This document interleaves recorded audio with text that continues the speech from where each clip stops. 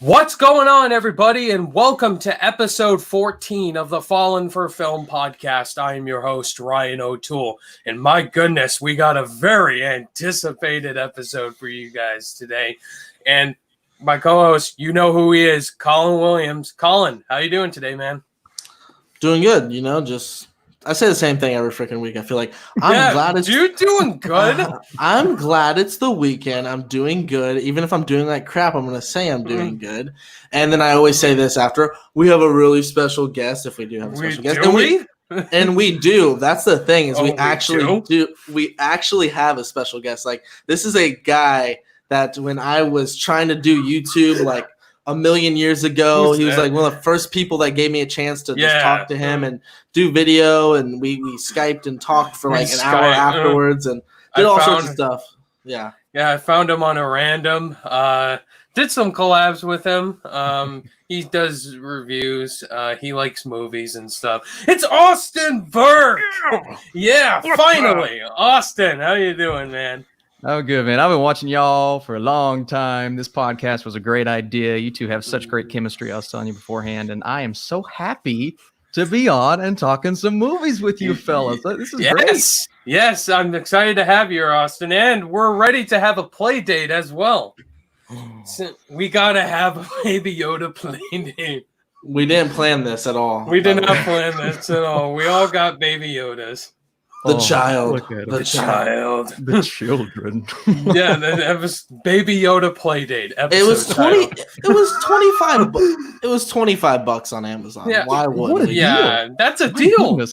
Exactly. This thing would cost like, I don't know, $30-$40. So yeah, it's a deal. Yeah.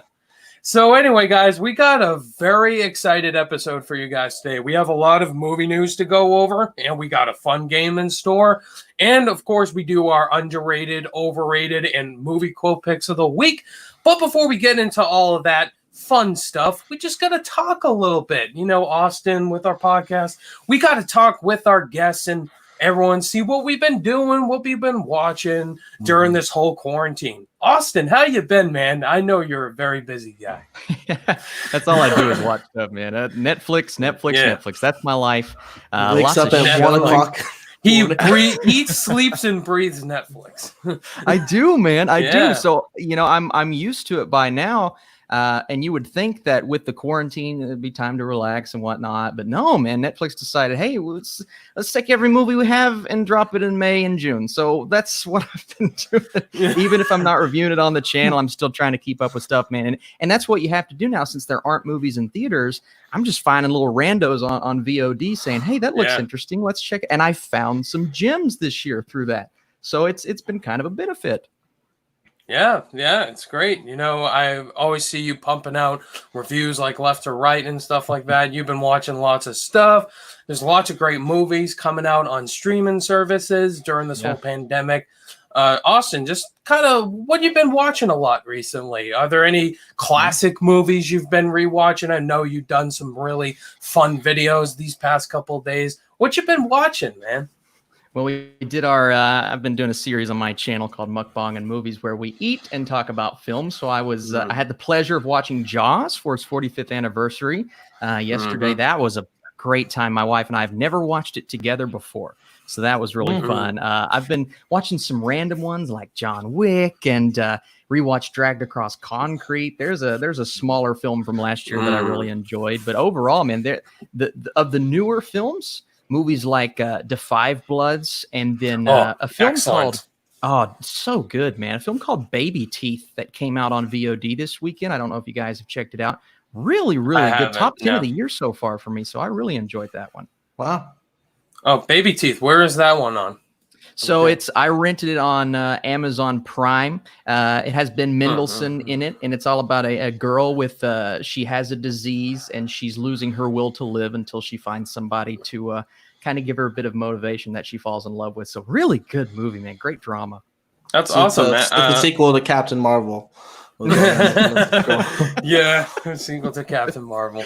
I like that. I like that a lot. Yeah. So, Colin, I know you've been watching lots of movies. We were talking before we went on air. Just kind of, what have you been watching, man? What did I finished up the This Is the End this morning, which is a great comedy. This movie is great. Actually, I saw Austin liked my Letterboxd review. So yes, I actually saw that. So I figured I'd bring that up. So that was great. Then I watched Raging Bull and $1 Million Baby for the first time the other day. I did a double feature. Raging Bull's excellent. Yeah, and I was in the mood for boxing, and I thought what I thought Raging Bull would be more of just like an indie auteur version of Rocky. And that's not what it was. I mean, it kind of was in a certain sense, like where like the filmmaking with like Martin Scorsese's flair to it, kind of a lot of the same type of filmmaking you saw in Taxi Driver. It was kind of in a similar time period, but it was very, I don't know, I guess about this man's life and like his relationship with his wife, honestly, and his like how brutal he was towards her, and then whatever. And then I saw $1 Million Baby afterwards. I definitely like Raging Bull more. My girlfriend liked $1 Million Baby more, but Nice. Yeah. So, but we both enjoyed. We really enjoyed both. Clint Eastwood's movies are just so like solid. Like he has such the juxtaposed filmmaking in it, where it's a boxing movie, so it's supposed to be high intensity, but then it's Clint Eastwood. It's like whatever, man. Like he's just like chilling. It's Clint Eastwood. So it's got like this like really relaxed style of filmmaking in a boxing movie. So like in the montages, it's like playing like really soft music and stuff, and it felt like so interesting. I really enjoyed it too. But it's Clint Eastwood movies are kind of usually the same sometimes, especially kind of his newer the 2000s movies, but they're still good. So I enjoyed that. And then I was watching F is for Family, which I was going to ask you, Austin, have you done a review on your channel yet? I know you like to stay up. I don't know if I saw it yet. F is for Family review yet. Surprisingly enough, I'm not. This is one of the few Netflix shows that I'm actually not caught up on. Now, what I've seen, I think I've seen mostly through season 2, almost to the end. I've really enjoyed, but that's a show that everybody keeps saying, Austin, I need, what is it, season 4 now? And yeah, I'm season just, 4. You like Bill Burr. I know you've done a man. review with Bill Burr on your Paper Tiger. Bill Burr. I love Bill Burr. Yes. Dude, he was great in The King of Staten Island, which I watched recently. He should get nominated. I think he's got a chance at a best supporting actor for sure. He was excellent. Really funny. Yeah. I agree with that. Yeah. So and Colin, we also watched Toy Story 3 as well. Yeah, we were part of a live watch along to it for the 10th anniversary. So, yeah, on the Talkin' TV podcast channel, so go ahead and check that out. Great YouTubers, definitely go check those guys out. They invited me on out of the blue to watch. Actually, the first one they invited me on to was Jurassic World, but of course I was working. I was a little too busy that week. But then Toy Story 3, that opportunity. And we didn't know that they invited both of us. I just knew that they invited me. And then I see on the promotion material that Ryan's in it, and then I'm like, yeah, and then Elliot from Movie Files, who we literally just had on the podcast. I was like, that's so funny. This is great. And I was their first, the Talkin' TV podcast. I was their first ever guest back in March. I'm like the first person they ever had on their channel. And ironically, it was for Onward when Onward came out. So we did another like Pixar stuff. So now I told them, I was like, I'll only go on your guys' channel or your podcast if we do Pixar stuff, just to keep it consistent. Yeah, Toy Story 3 is excellent. Every time I revisit that movie, it's just a gem. Like those rare animated closure film gems that it's just we don't get a lot of these days. So this is like the first time in a while as well I've watched a movie twice in 1 week. So I was on Austin's stream. I asked him, "Hey Austin, I need a movie to revisit. Do you need me to watch that?" He said, "The Social Network." I watched The Social Network twice this week. I'm glad you told me to revisit that because that movie number 3 favorite movie of all time. Yeah, yes, The Social Network. Top 10. Yeah, I got my mother to watch it. She loved it as well. Like that movie is just brilliant. The score. Trent Reznor, so great. Atticus Ross, like that movie's great. What else did I watch? No Country for Old Men. I revisited that. Another one of Austin's favorite films of all time. Oh man, I can't wait to talk about that in a certain question somebody has coming up. Ooh. But No Country's great. Those are the movies I watched this week. Got some more exciting ones I'm going to watch next week. But so overall, for videos and stuff like that, we've been doing, or the next coming weeks. I know, Colin, you're doing the MCU series leading up to Black Widow. You have Captain America: The First Avenger up next, right, coming tomorrow. Yeah, tomorrow. Actually, that reminds me. After this podcast, I've got to upload that so I can schedule it for. It drops an hour before the podcast every single Monday. So just watch that video. Just go right into the podcast. But I'm doing that, and then actually my top 10 comic book movies of all time just dropped too. So that's already out actually. So that was a 20-minute video. I did not expect it to be that long at all. But I was just talking about, certain movies for like 4 minutes or whatever. It was like a full-on review. But I got so pumped about it. I usually don't take that long to do it. Like my Judd Apatow ranking was like 8 minutes or something like that. Yeah. And usually with ranking videos, those take like an hour for me to film. Unlike big epic ones. The Judd Apatow ranking took 14 minutes. I just had to whittle it down to 8. I was really impressed with how I was able to do that. It usually takes way longer than that, but yeah.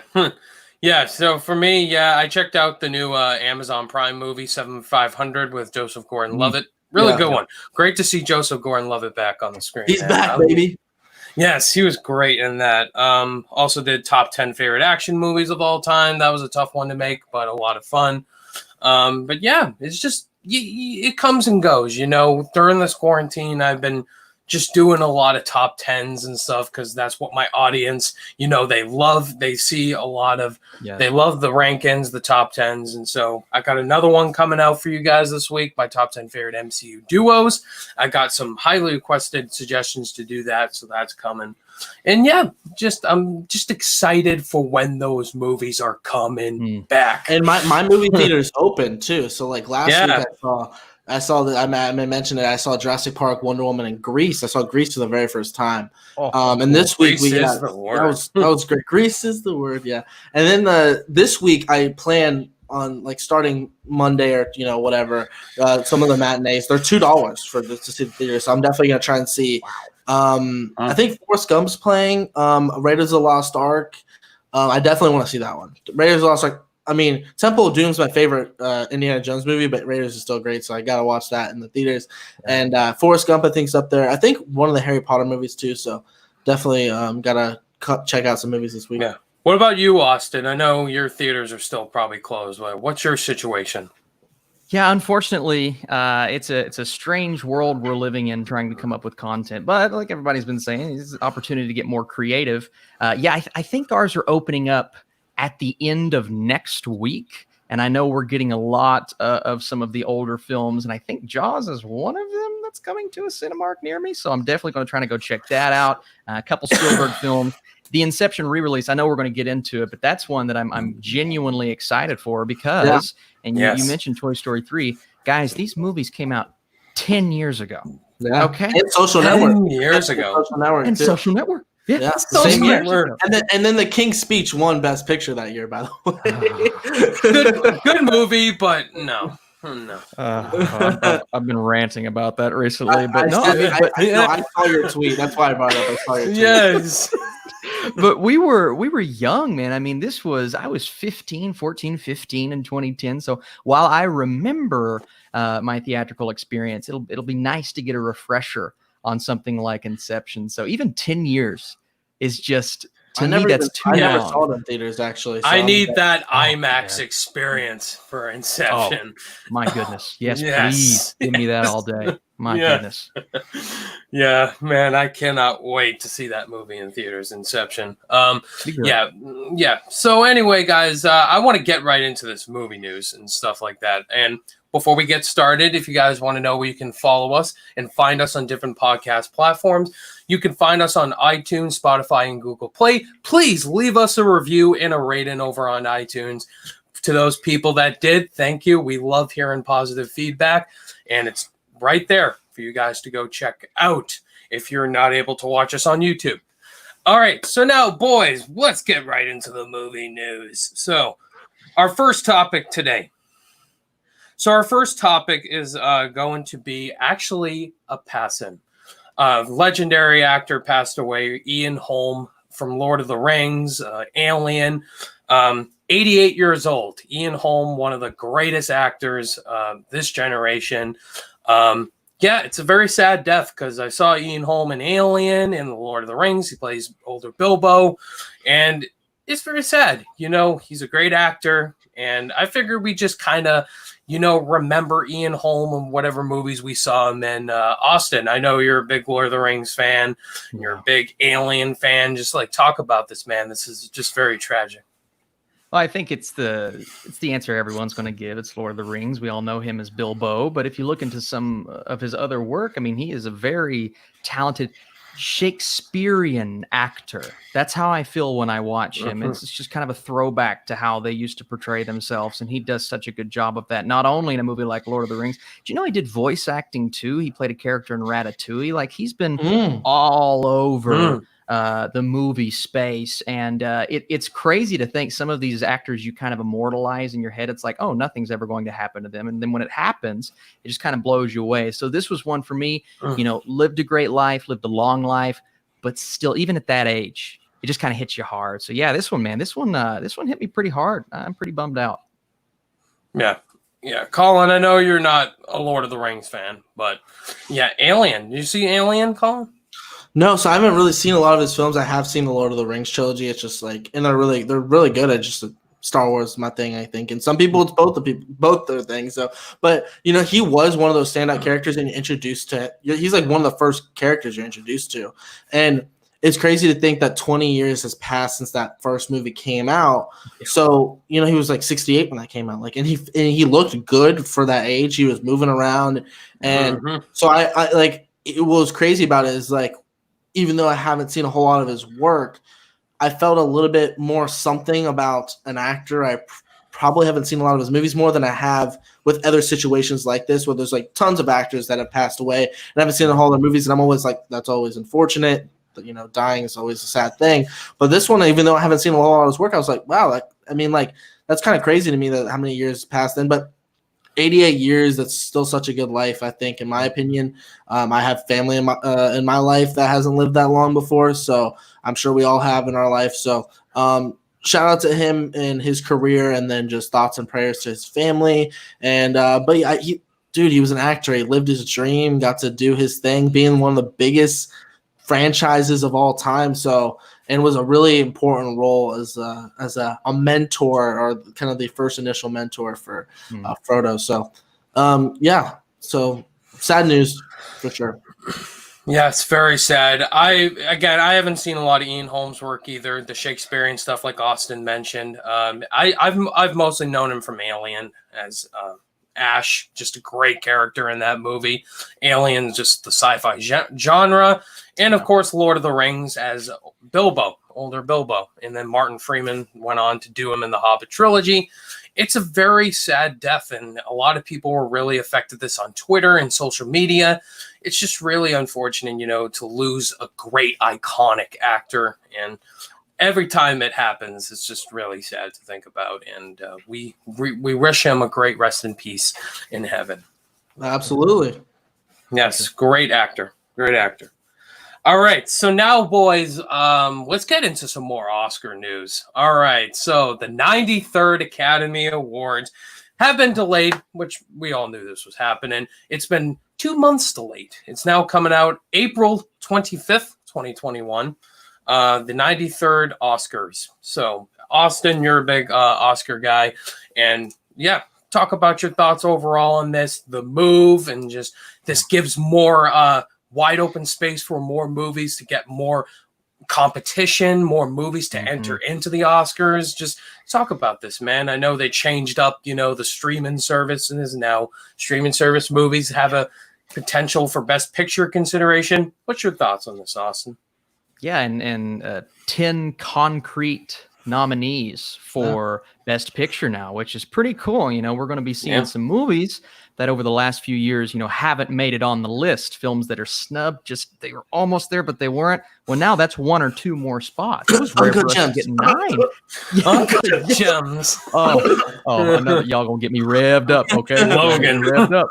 Logan. and Logan, that's a great example, man. But this is an opportunity for maybe some different films. But you're looking at a year where we're just not getting that much stuff, right? But I do think since we now have January and February opening up to some of these Oscar films, some of those movies that were maybe on track to Oscar films, by the way, that were maybe on track to come out next March and April, they're going to say, maybe we can push that back into January or February, which in turn means that we are going to be seeing, mark it down, okay, the best January for movies we have ever seen, because we're going to be seeing a lot of Oscar films.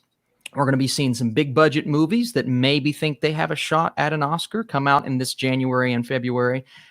I'm telling you guys. And as a whole year, 2021 is going to be nuts because of all the movies that have moved into that year. Dude, it's going to be crazy. But January and February is now part of Oscar season. When you hear Oscar season, you think, oh, this is the time when all the best movies are coming out. Well, that has now extended right into January and February because of that moved date for the actual ceremony. So we're going to be seeing some great movies. And I think it stinks that it got pushed, but this is kind of good news for some of those movies that we would have had to wait another month or two now moving back to hit that release date. True. I couldn't be more happier with this move, honestly. Gives more films competition for the best picture slots, more Oscar consideration, more streaming service movies like King of Staten Island, Da 5 Bloods. Like all these movies have great contention now for Oscar consideration. Yeah, Colin, I know, give your thoughts overall. You started, last year was a really great year for Oscar movies. This is where it got you into the hype. Yeah, what's your thoughts on this, Colin? Yeah, I've never been I was never a huge Oscar guy, but last year I actually saw all the movies, most of them. I mean, there's a couple out there, like I didn't see Judy or something here and there, some of the animated movies, but really the main big players, all the best picture stuff I saw. So obviously smart news, like pushing it back, because if movies are being delayed, then that just literally just makes sense, because those are 2020 movies that would have came out and hopefully had been contenders for the Oscars. So like in that sense, this initial news is good stuff. As far as like is funny, you mentioned Da 5 Bloods. Right now, I would say Da 5 Bloods is, even though I don't like it as much as everybody else does, I would say Da 5 Bloods is probably the favorite right now for Best Picture. Like if I had to pick, it's the favorite. Yeah. And it's not because I think that, it's because it's just by the Oscars' very nature, how they like to pick their movies. It's political. They love Spike Lee. It's got diversity in it. It's got a unique style to it. It's an Oscar film. Like it just is. And that's just the very nature of it. So, I mean, more streaming services movies. Oscars are weird, though, because sometimes they make like cool decisions with how, like, first of all, they change the rules every 5 seconds. And like, remember when they're going to do Best Popular Movie? That was like the dumbest thing. Oh, my God. And then they what did they do? Now they're making sense of like they changed the edit. I think it was the sound or something. Yeah, they changed into one. Mm-hmm. Yeah, so doing that. They recently just came out with, and I might get a little controversial here, but they recently just came out with a rule that Oscar movies might have diversity requirements to be considered for Oscars, which is always kind of odd to me, because I thought like diversity in movies is a fantastic thing, but like to me that's always been like Hollywood's job to give more like people of color more, or even just different races and genders and ethnicities and whatnot, more opportunities to make movies and star in movies. But the Oscars have to take Hollywood for what it is and put the best movies out there. So all of a sudden we're going to get movies that like, we know how it is. Like sometimes movies take years into production. They've already have a cast. Like I think, like, especially with like big blockbusters and stuff, like they cast someone 3 years before they even start filming it. So then all of a sudden you're going, oh, now we can't apply for an Oscar because all of our cast is white. Or what happens if you're going to do a movie where it's like Little Women? It's in the 1800s in America. And it's, like, how are you going to have Asian people in that movie? How does that make sense? So, and like I said, or even Parasite. That's technically not a diverse movie if you think about it, because it's diverse for us because we're seeing different, but like there's no other people but Korean people. Is that not diverse? Like, so Oscars confuse me, because on one hand they make decisions like this, like, yes, this makes sense. Yeah. Yes, streaming services can now be included in the movies. And then they come up with a rule like this, which again, I think is a good intention type thing, coming from the right place in the right heart, kind of thing. But then you just look at it and you're like, first of all, the rules are never really clear, especially with the popular movie. Like, what classifies as a popular movie? Yeah. We don't know. We have no idea. We have no idea. So you figure that out, you bastard. And it's just like, what? And I don't know, man. So that's like, I knew we were going to talk about this, but I really wanted to mention that diversity thing because diversity is great in films, but I don't think the Oscars is one to judge that. I think they're supposed to just pick the best movies possible. And so yeah, but like, so the Oscars are one of those organizations where it's like, oh, they do something good, I'm gonna like, thumbs up. They do something bad, I'm like, that's kind of typical. But yeah, I pretty much agree with what all you guys said. Yeah, the Oscars can't judge everything, when it comes to color or not. And a lot of people had raging issues, like not enough colored nominees last year, and that was an issue. But it's just the Academy, just their way of voting and the way they see movies. And also panelists, maybe like one or two people of the whole entire Academy that votes for Best Picture, maybe two people haven't seen that movie. They just voted for it just because everybody voted for it. 12 Years a Slave, that happened. I think 12 Years a Slave, yeah. Two people. Channel, I'm pretty sure you talked about that, yeah. Yeah, Austin, yeah, he did talk about that. The King's Speech won Best Picture. How did that happen? I'm still just it's some of these choices every year. There's always, and a lot of these movies that don't even get the recognition. That's why last year was awesome. Because last year was the first year that everyone got what they want. Even though, again, I loved 1917, right?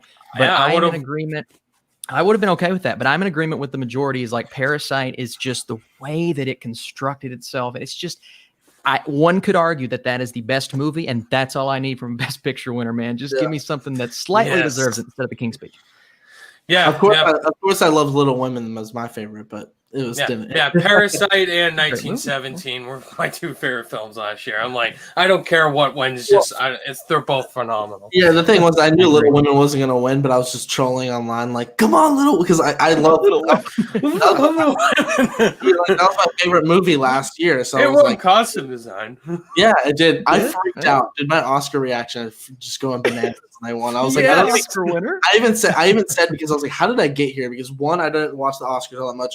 Two, it's Little Women. I mean, like, am I the target audience for that movie? And three, it's costume design. So, like, who the hell cares about that? Like, at least me. And I was just like so hyped about it. I felt coming of age movies are your movies. Colin, that's a good point, man. Like, I'm a big, and Ryan knows we did fantasy football league. I'm a big competition guy, right? And that's one of my reasons for loving the Oscars so much is when I'm rooting for something, dude. I am all like when the Steelers are playing on TV, I'm decked out, right? And if we lose, I'm heartbroken. That's how I feel when I watch the Oscars. Like, I am just all in. Every second, rooting for, even if I know it's not going to win. I know you're a Kentucky fan, and like I'm a Gator fan, and I know like that was a heartbreaking game last year. My wife was originally a Gator fan, but she actually works for UK now, so her heart was torn in a million pieces, not knowing who to root for. Well, it's funny because I teach at a middle school, and I remember the one I work at now was like the rivaling school, the one I went to, and so it's funny. It was like so, but now that I work there, I'm like full on like, oh yeah, go Longhorns, like that's my team, like you know what I mean? How it goes, man. Because I like actually am a part of the team, but we're getting a little off topic. But yes, I get. That's how she is with UK, man. Colin, you do fantasy, right? Yeah, we gotta do fantasy. You gotta join our fantasy YouTube football league, man. Oh my god. Sure. We do. Yeah, we do it every year. We do it. This is like our third time we're doing it this year. If there is a full season. Hey Ryan, who won last year? Do you remember? I think it was either you or. It was totally awesome. By the way, I know you were in the finals, Austin. Because you had Lamar Jackson. Christopher. Did you have McCaffrey too? I don't remember if you had.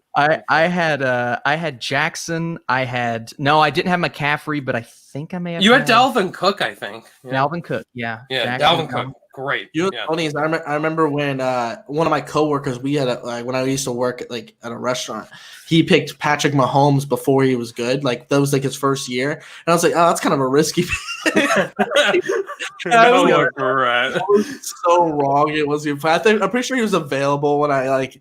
Oh my god! I think I went with like freaking Kirk Cousins or something. No, you probably went with Baker Mayfield. Yeah. Oh no. Yeah, Baker Mayfield. Yeah. So anyway, we're talking fantasy. No, we're talking about the Oscars. But anyway, I love fantasy football. But anyway, yeah, the Oscars. I'm super pumped. Anything Oscars. I got into the Oscar season. Ever since I saw Whiplash, I'm like, I need to see more Oscar movies. Sure. Yes. Sure. So yeah, I'm totally excited for the Oscars next year and 2021 in particular. Yeah. All right, so now, boys, let's talk more AMC. More AMC. So anyway, AMC theaters are going to be opening up July 15th or the 17th, around when the Inception re-releases that took the spot of Tenet. So anyway, there's a lot of AMC. The CEO was talking about how they're going to go with their safety regulations. Like, so we don't have to wear a mask in the theater? No, you have to wear a mask in the theater. Like, it can't make up their own minds. Everybody's going crazy about this.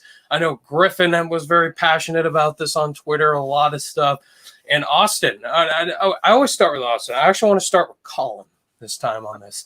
So, Colin, we've talked a lot about AMC and all this during the podcast episodes. So, Colin, what's your thoughts on this? Well, AMC is my theater, so I'm because and Austin mentioned earlier he's Cinemark, I think is what. So it's only right to take this thing off because AMC is my guy, man. I go to A-List is like one of my favorite things that's happened to movies. I think it's doing great. It's doing wonders. That's when I got it last year, so I was able to see so many of those Oscar movies that I probably wouldn't have saw. Nice.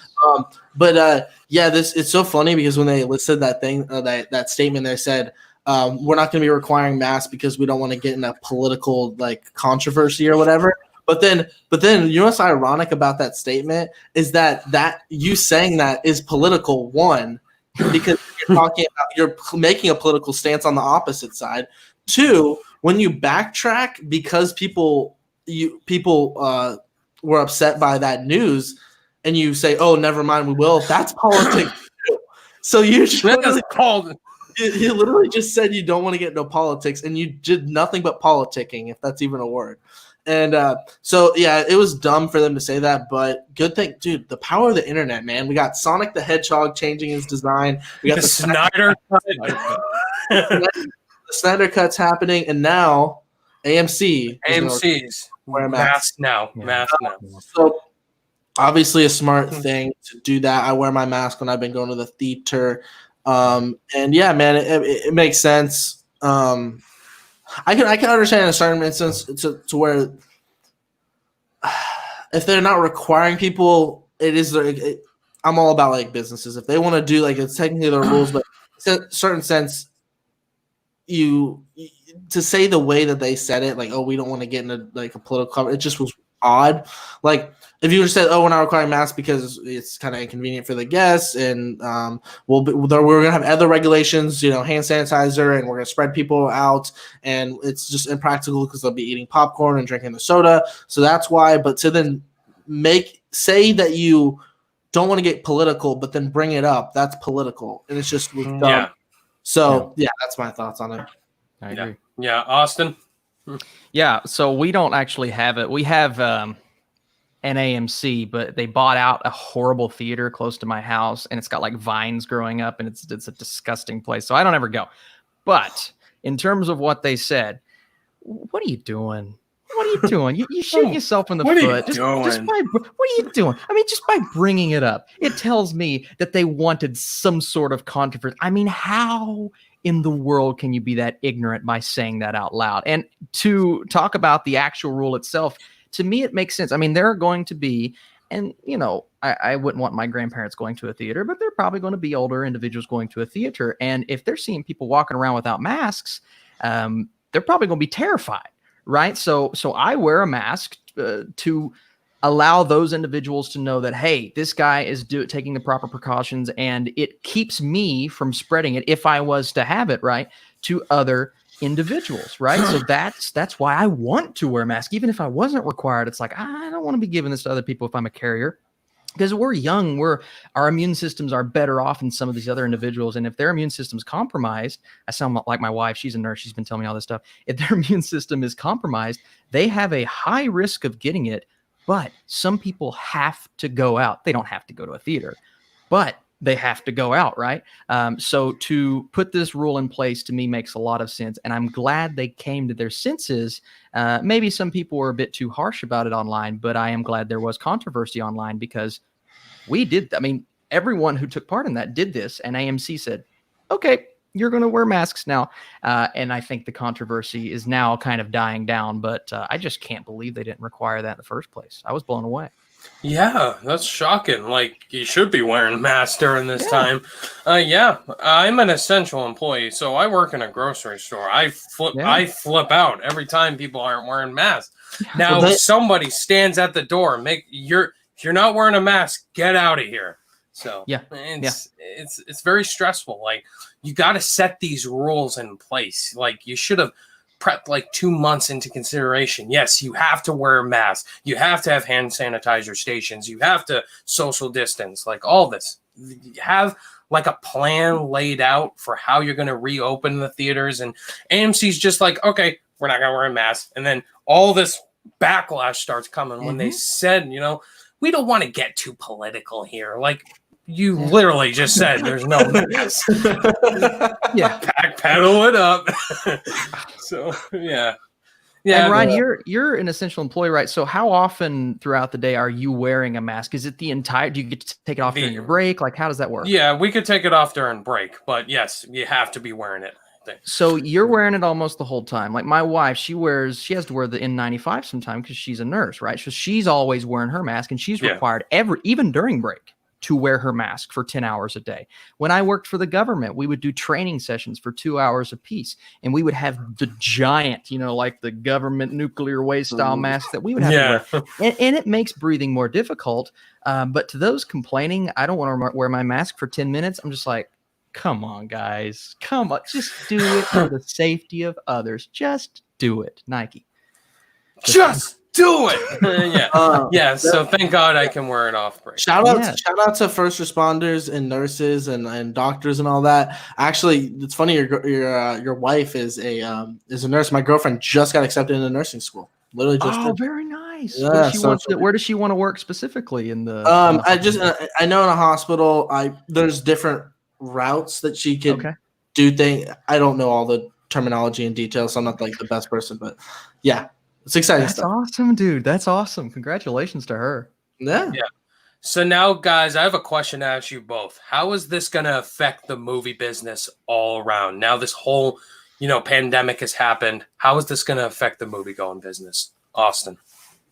It is going to be a struggle in terms of box office. And I don't just believe for the rest of the year. I think for the next 2 years. I mean, until there is a vaccination available and until things start to calm down just a little bit, even if it's just 10% of people not showing up to the theater, that's still 10% loss of revenue for these studios. So I understand Nolan wanting to get that movie out. Thin margins for the theaters too. Absolutely. And I don't know how, especially AMC, how are they staying in business right now? But I just, I don't see another big budgeted $1 billion hit for a long, long time. Maybe Wonder Woman, but I don't even think with this, I don't think we're going to see one. Maybe that's a good question because China has $250 million budget. The money they spend on marketing. Does this movie break even? I don't know. How do you break even? I don't know either. But slightly. How do you break even? I don't know how they. I don't know. It's crazy. Yeah. But yeah. Once a vaccine comes out, then we're pretty much good. Like, we can get kind of like when we got the flu shot. You're immune to it, whatever, and it's gonna be fine. It'll be fine. We'll be good, but we just gotta wait. We basically, us young guys, if we get it, we'll be okay for the most part. So that's why wearing a mask around older people is important because they might not be okay. But once we just kind of. I don't know if this is going to die down organically. We might just have to wait this out until we actually get a vaccine because some people are idiots and not doing what they need to be doing. I agree. So January next year. Other countries are doing way better than America. Yeah. Like Italy. Italy was doing horrible. Now they're like fine. Canada's doing fine. Like America, just like they just want their freedom so much, and that's a fair point. But dude, you got to be safe. There's people like. I watch these YouTubers. They're like pranksters, and I like them. They're funny, but they're like out there partying and like with like groups of people, like big frat parties and stuff. I'm like, you're an idiot. Well, I've seen celebrities out partying. I mean, I've seen all kinds of people. I've seen people complaining about the other people out partying or out doing something, or and I'm not necessarily talking about the protesting and whatnot, because most of those individuals are taking precaution, right? You see protesters, they're usually wearing a mask. But I saw a video the other day, a celebrity having this event for the release of a single, and everybody's like, masks are hanging off their face, and they're just like, woo! And I'm just, come on, guys, let's put it on. Just put it on the face. That's all you got to do. It's easy. So who knows when that's gonna die down. Yeah. Yeah, this has been an awful year.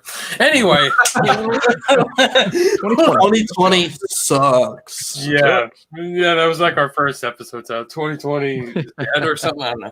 But anyway, guys, DC fandom. Let's get right into DC fandom. August 22nd is DC fandom.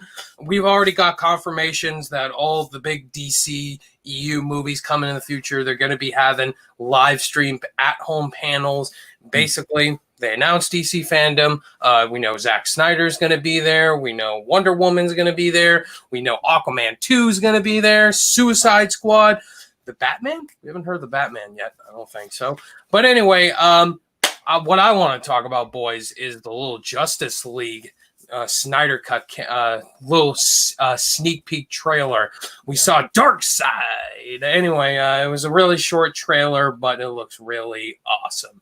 Austin, I want to hear it. I want to hear it, man. Well, I was one of those guys that stayed quiet throughout the whole release of the Snyder Cut thing, because I'm just like, I don't know if they're going to put the money forth. But hey, Warner Brothers, they're not as cheap as I thought they would be with this, so they're doing it. And I don't know how much. I think it improves the movie. I don't know how much, but if we do get a look at Darkseid, a look at Green Lantern, with the reveal that the General was Martian Manhunter, if we do get all of these things, I think those reveals alone are going to heighten people's excitement for this DCEU thing, if it even is a thing anymore in general. But here's the problem. My only issue with this is there is nothing coming after. We get Justice League. We get all this beautiful stuff, these seeds planted, and I don't think Warner Brothers is going to budge with the Justice League 2. I don't think we'll see the payoff. So that's the biggest bummer for me. But I'm still excited for the Snyder Cut, and I hope it's really good. Yeah, I hope it's really good, too. You know, everybody's been protesting the release of the Snyder Cut for 3 years.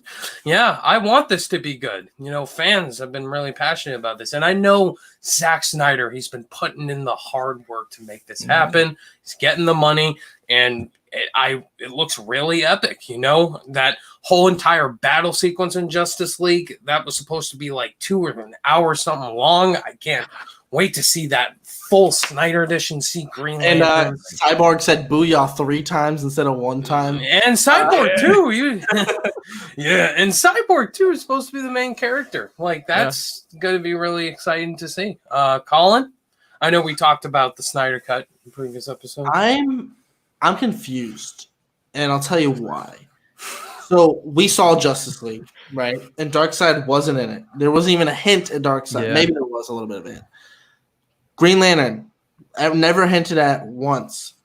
So when we hear things, and like Austin, you brought it up, and I kind of forgot about that Green Lantern rumor, or kind of maybe he'll be in the the Snyder Cut. How? Who's playing Green Lantern? Like who's playing him? Like who would we like? You know what I mean? Like I don't understand. So I don't understand.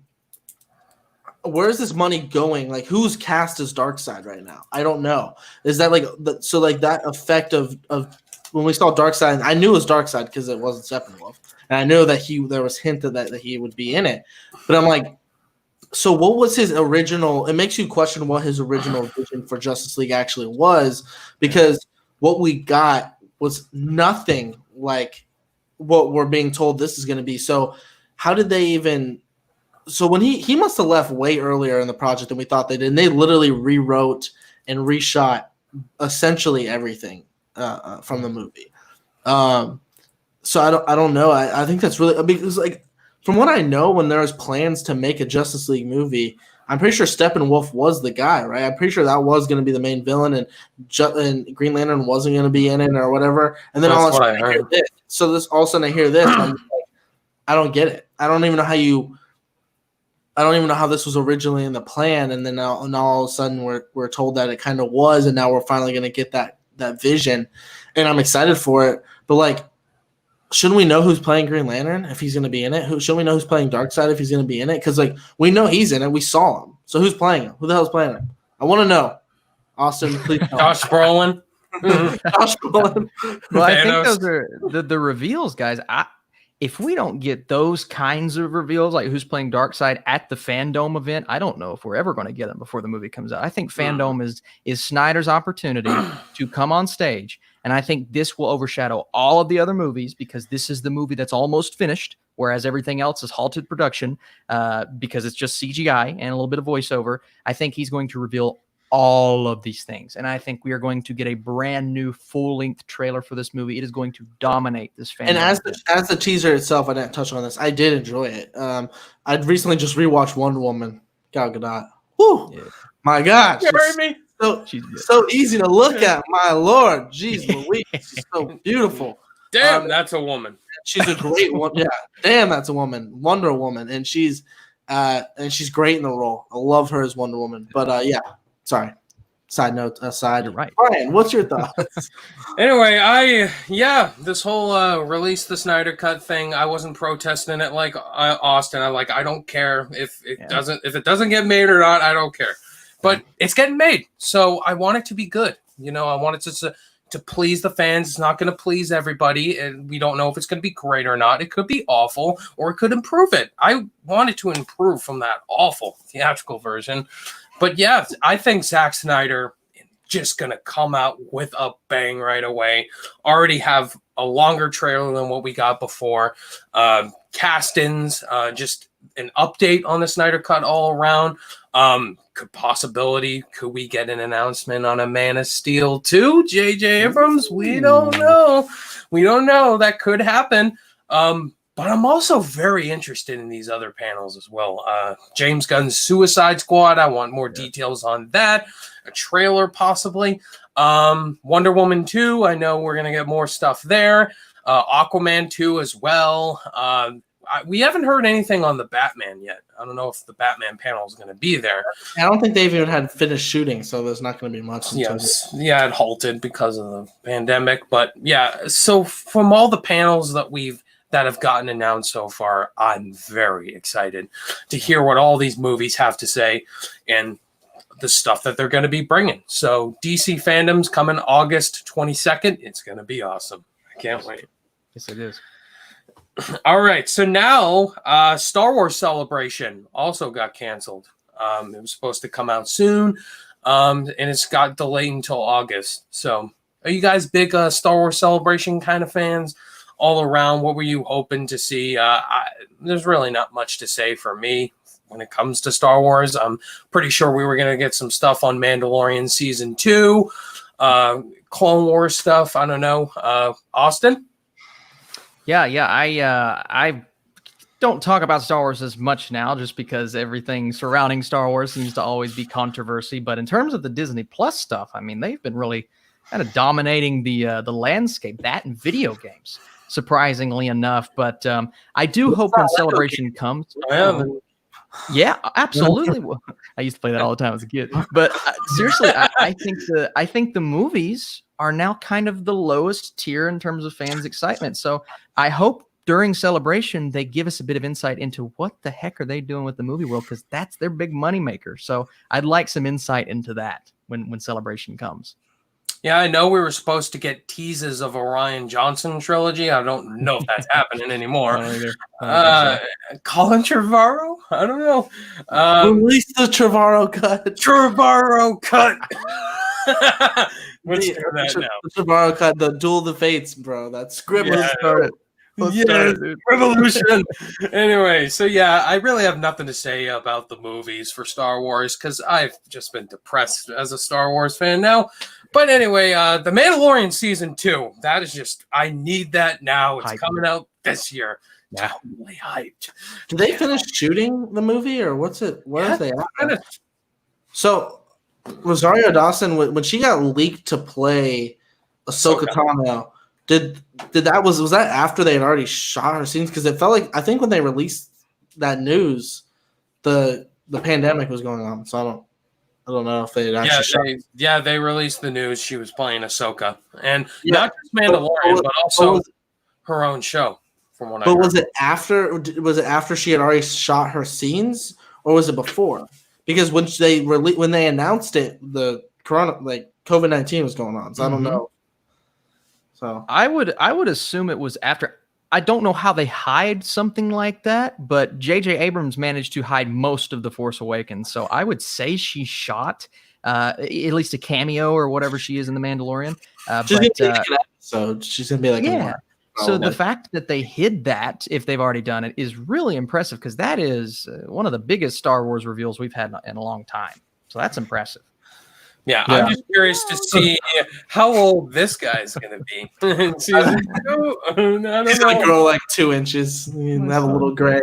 That would do like a big effect. Yeah. Dude, how can you not love him? Like, look at you not love Baby Yoda, man. So this is cute. the greatest creation ever. Oh my goodness. Yes. Whenever that trailer drops, I got to do a trailer reaction. Me and Colin, you and I, we should do a trailer reaction. Well, so what we're gonna do, Austin, this is my plan. Oh yeah. Mandalorian episodes come out every week or whatever. We're thinking live stream, like open spoiler discussion. Ryan and I, maybe on my channel or something like that, since we do the podcast. Austin did this on his channel. Yeah, do that and then invite guests on and stuff and just talk. Oh, dude, I'd love to come on. I love season 1, so that would be so much fun. Yeah, so season 2. Talk about the episode. Yeah, and that's why I made a podcast to talk about these things that I don't have the time to do.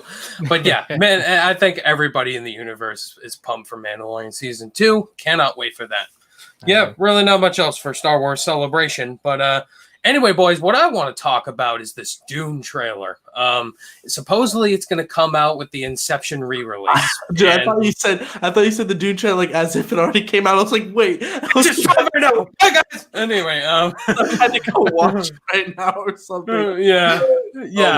Oh so it's supposed to it's projected to come out with the Inception re-release July 17th.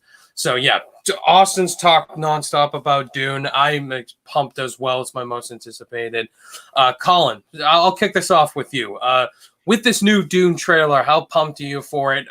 You think it's going to come out with the Inception re-release? Just talk your thoughts, Colin. I have to give a shout out. So Austin Burke, our guest, he was the first person to introduce me to Denis Villeneuve. I remember hearing him say the name Denis Villeneuve when talking about, I think, Arrival. And I had seen Prisoners already, and I had seen Blade Runner 2049, and then I didn't see like Enemy, or maybe I saw Sicario. But anyway, he's one of my favorite directors now working today. Nice. And it kind of just skyrocketed, one of my most anticipated movies of this year. Hopefully it comes out, but it's at the end of the year. I think we'll be all right. Yeah, we'll be all right. We'll be all right. So, I mean, I'm looking forward to it. I don't know what I'm want to see because I didn't read the source material. Didn't watch the 1984 film. The David Lynch. That was that major flop, by the way. Made like no money, and I'm hoping because Blade Runner was kind of a similar situation, whereas the first Blade Runner made no money. Then Denis Villeneuve comes in, didn't make money either. Yeah, doesn't make any money, but it made more technically, but it didn't make any money. But I have a feeling, I have a theory, or just a prediction that Dune is going to be a huge hit. I just have a gut feeling. I think Denis Villeneuve just got more clout, and I just got a gut feeling that this movie is going to make money. I just got a feeling. And I hope so. I don't know why. I got a feeling. Ooh. So with Blade Runner 2049. But anyway, I'm excited for it. Obviously, I don't know what to expect though. Yeah. So with Blade Runner 2049, that the first Blade Runner, not many people saw it in the movie, in the general audience, or they didn't click with the first one. So that's why the second one didn't get the money as I hoped, but it still made a little more money than the first one. But yeah, Blade Runner 2049, that was my favorite movie, 2017. So you already know I'm pumped for Dune. The trailers have, not the trailers, the photos of what we've seen have been amazing. Like the sets, the costumes, just everything. Chalamet, my God. And Momoa as well. The whole cast looks amazing. And Austin, I just got to get your thoughts overall first, man. Well, I've never heard of this movie. I don't know what you guys are talking about. Oh, Just kidding.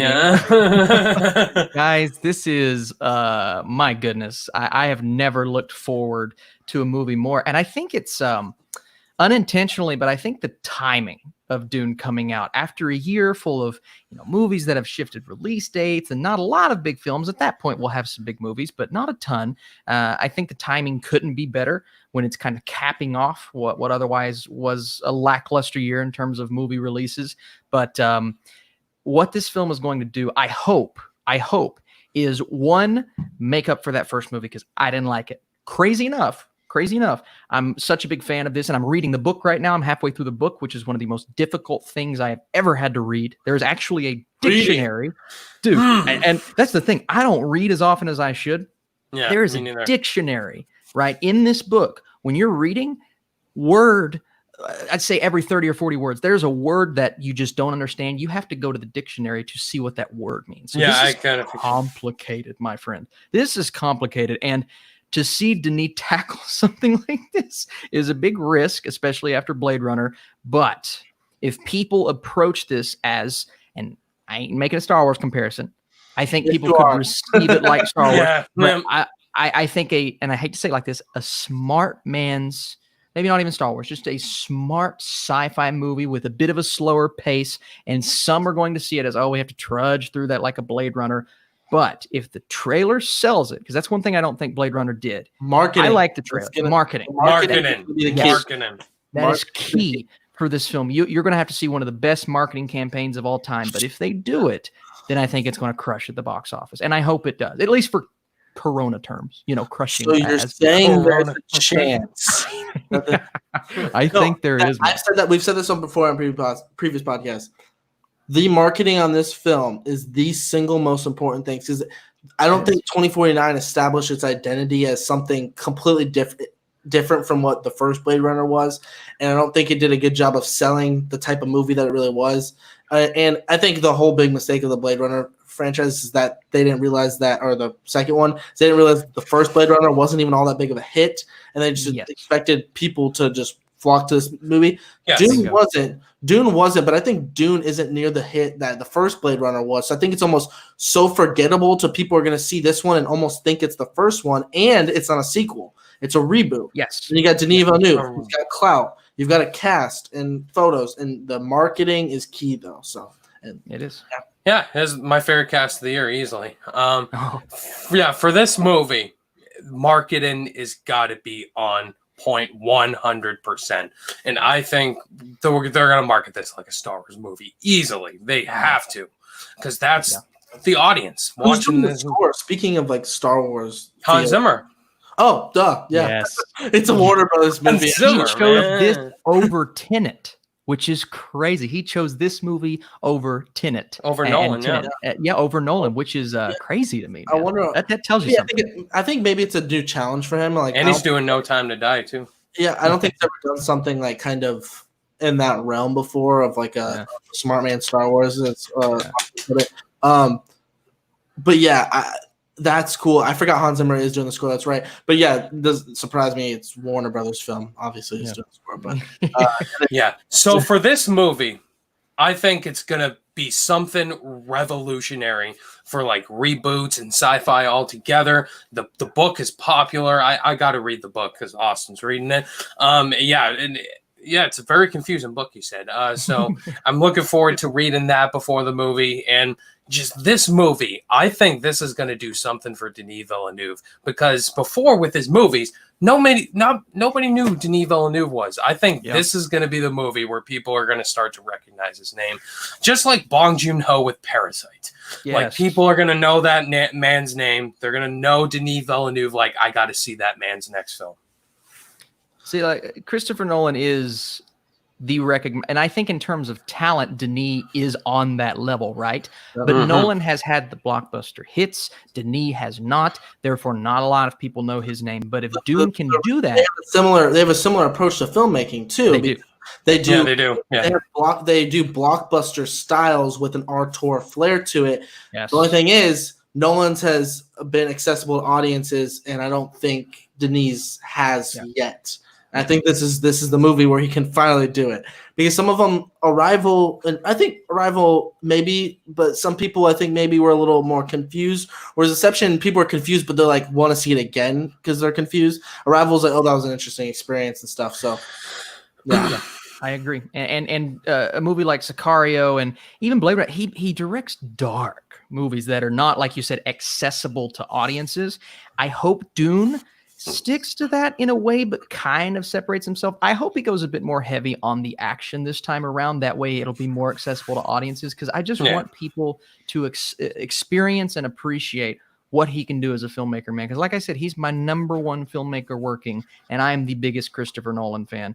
So that tells you something. But this could be his definitive staple at the box office and in terms of quality. Yeah, I think Tenet and Dune, they're gonna battle at the Oscars. Like, I'm talking like 10 plus nominations. I have a question. So you said that he chose Dune over Tenet. Is that confirmed? Like, oh, he got offered the job for Tenet, or is that just an assumption of course he'd be offered the job for Tenet? When it first came out, I believe they said he would have had to do both around similar times or maybe at the same time, and so he opted to go with Dune because I think he said, I can't remember the exact quote, but it was something like, this is kind of like what Ryan said, is it kind of expanding on what he's never been able to do before. Yeah. But I think Nolan also saw, I believe it's the guy from Black Panther. Yeah, Ludwig Göransson, Oscar winner. Mandalorian too. Mandalorian. Oh, and Mandalorian, that's right. So I am just as pumped for his score as I am the score for Dune. I think they're did both that Western theme, Ludwig Göransson. So badass, that Western theme. That's like one of my favorite Star Wars themes because it's so different. You know? I agree, and it doesn't feel like Star Wars, but it's perfect for Star Wars. It's crazy. Yeah. It really is. Yeah. So yeah, I am super pumped for the scores for those movies. But yeah, I think Dune is gonna dominate. Like, we're not ready yet. We're not ready. All right, guys. So now we're an hour into this podcast. And now, guys, we're going to get right into the fun, the goodies. Let's get into our underrated, overrated picks of the week. Our favorite segment to do each and every time. So Austin's watched the podcast. He knows how this goes. We give our underrated movie of the week and our overrated movie of the week. Austin, what do you want to start with first? Let's let the guests choose. Yes. So I hope this is one that you all haven't done. So I want to do underrated. I want to do a movie that was one of my favorite movies of that specific year. And it's a film called American Animals. Have you guys had the chance to check that out? I've been meaning to check that out. I have not. I've heard great things about it. Okay, so American Animals. I think Griffin might have picked it. Maybe, I don't know. Really? I don't think he has. He did. Okay, maybe I thought he didn't. Okay, I don't know. Okay, so if he did, he's a smart man. I rarely see a movie that combines documentary style filmmaking with a true story, and all of this takes place in my hometown of Lexington, Kentucky.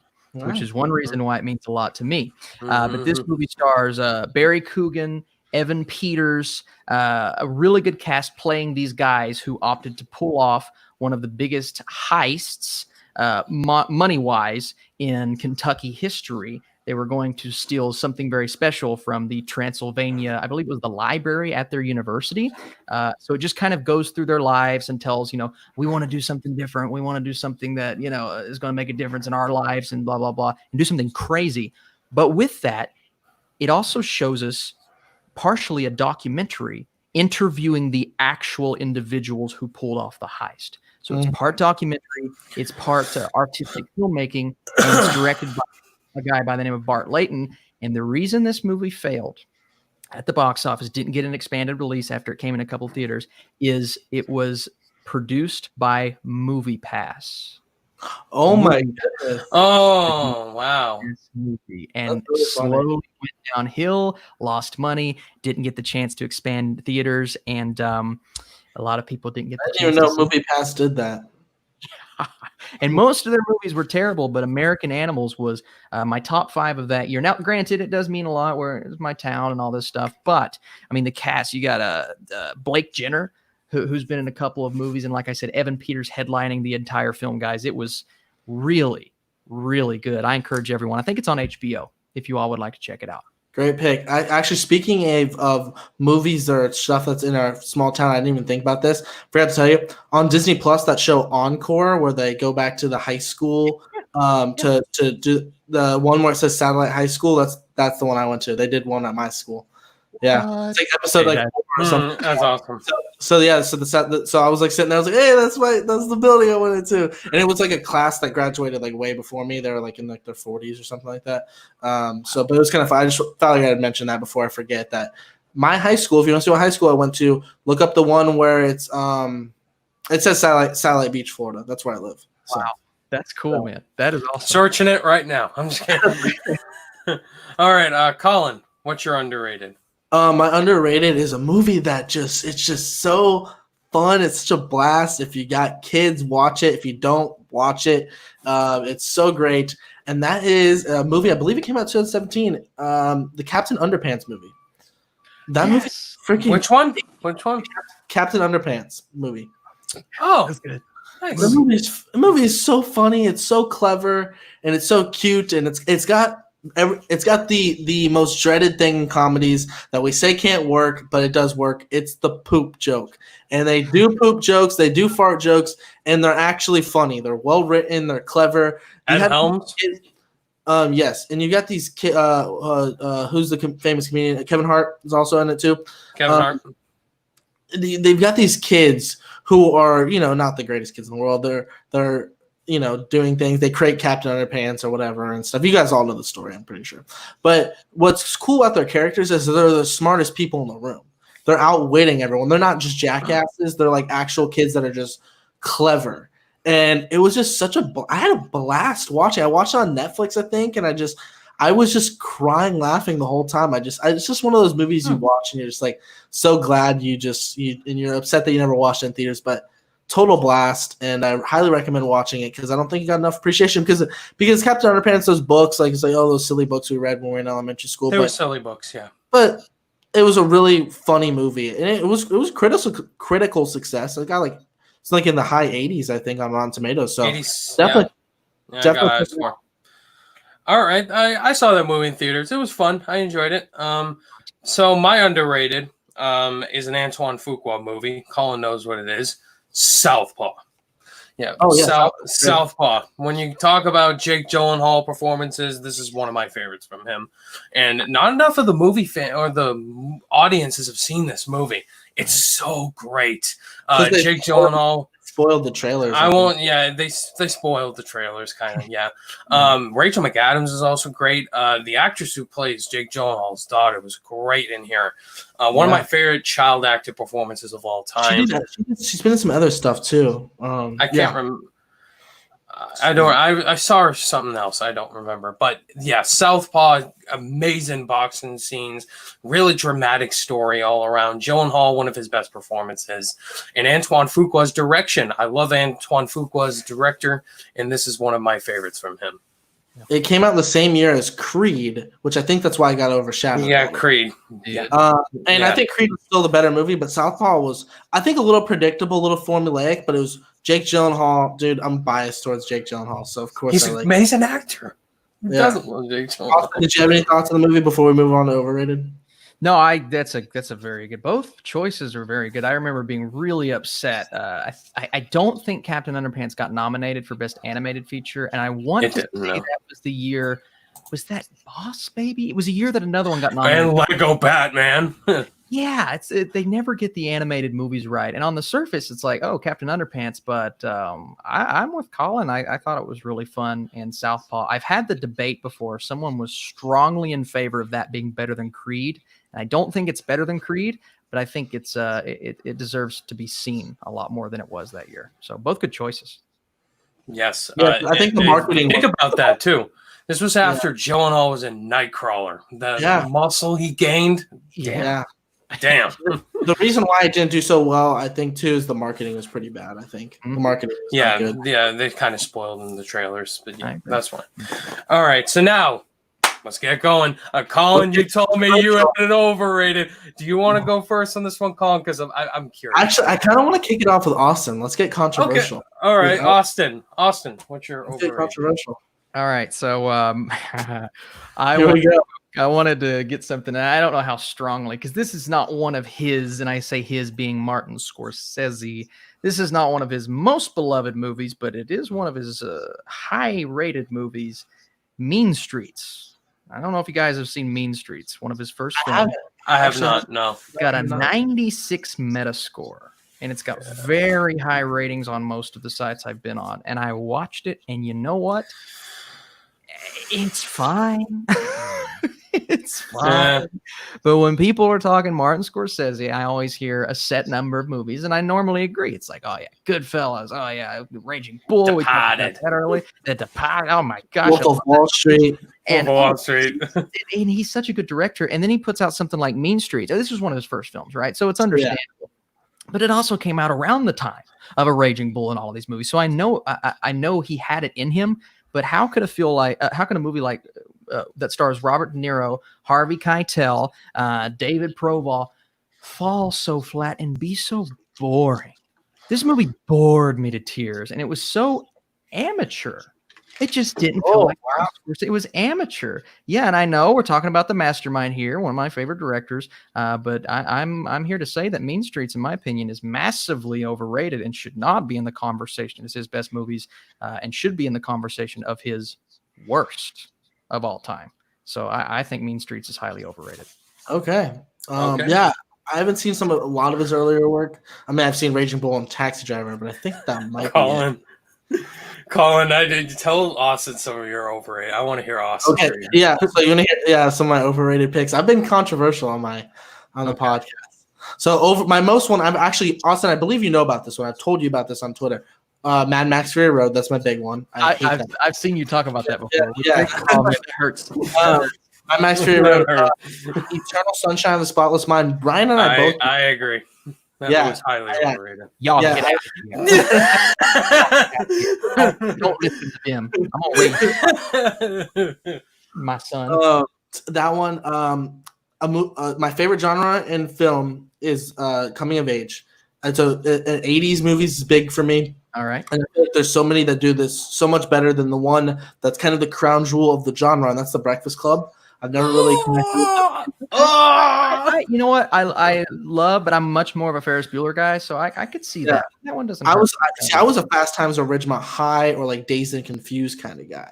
Dazed and Confused was in the 90s, but anyway, that's not my pick this week. And my pick is controversial. It's really controversial. Oh man. And the thing is with this movie is because like Austin, you're overrated pick. You genuinely don't really like that movie. Yeah, I actually really like this movie. Okay. I actually really like it. I would give it 4 out of 5 stars, B+, and a 7.5 out of 10. Like I genuinely think this is a good movie, a really good movie. But in the genre it's in the trilogy it's in, it's regarded as maybe one of the best somehow. I always thought it was kind of a clear-cut answer that a certain movie was the best in this trilogy, but people have been saying it's this one, and that is the Batman Begins. Okay.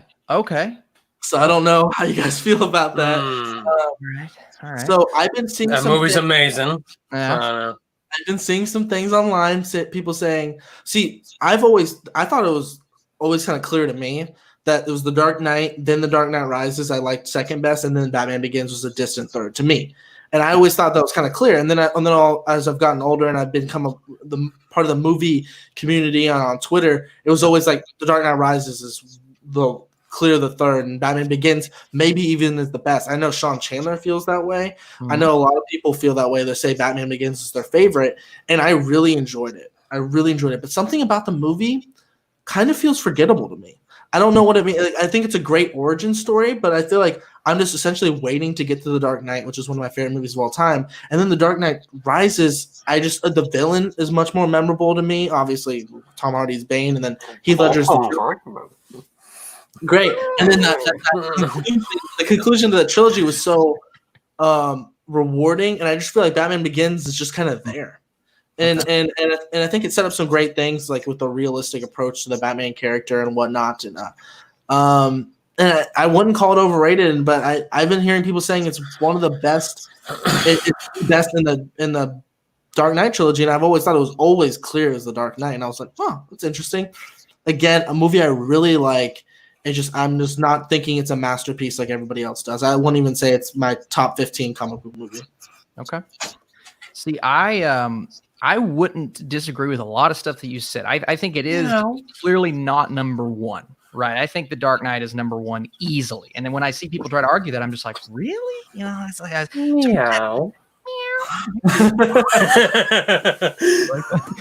but I don't hate your choice, even though I disagree. It is one of my favorite, like I would put it probably top 25 comic book movies, and I think it's better than The Dark Knight Rises. But I'm also not a person who hates The Dark Knight Rises. I really, really love that. I love all three. I do too, and it's I love the two, and then really like this one. So it's like that's something underrated or overrated. It's hard because there's been a couple movies I've said I like. Like it's just hard, you know. But go ahead, sorry to interrupt you. No, I agree with you, man. I really do. Yeah, I love all three. I think for me, Dark Knight is my second favorite film of all time. Batman Begins is my number two. I think that's like my favorite origin story for any live action comic book movie I've ever seen, for how they portrayed Batman and Bruce Wayne. And then The Dark Knight Rises, I thought it was phenomenal. A great ending.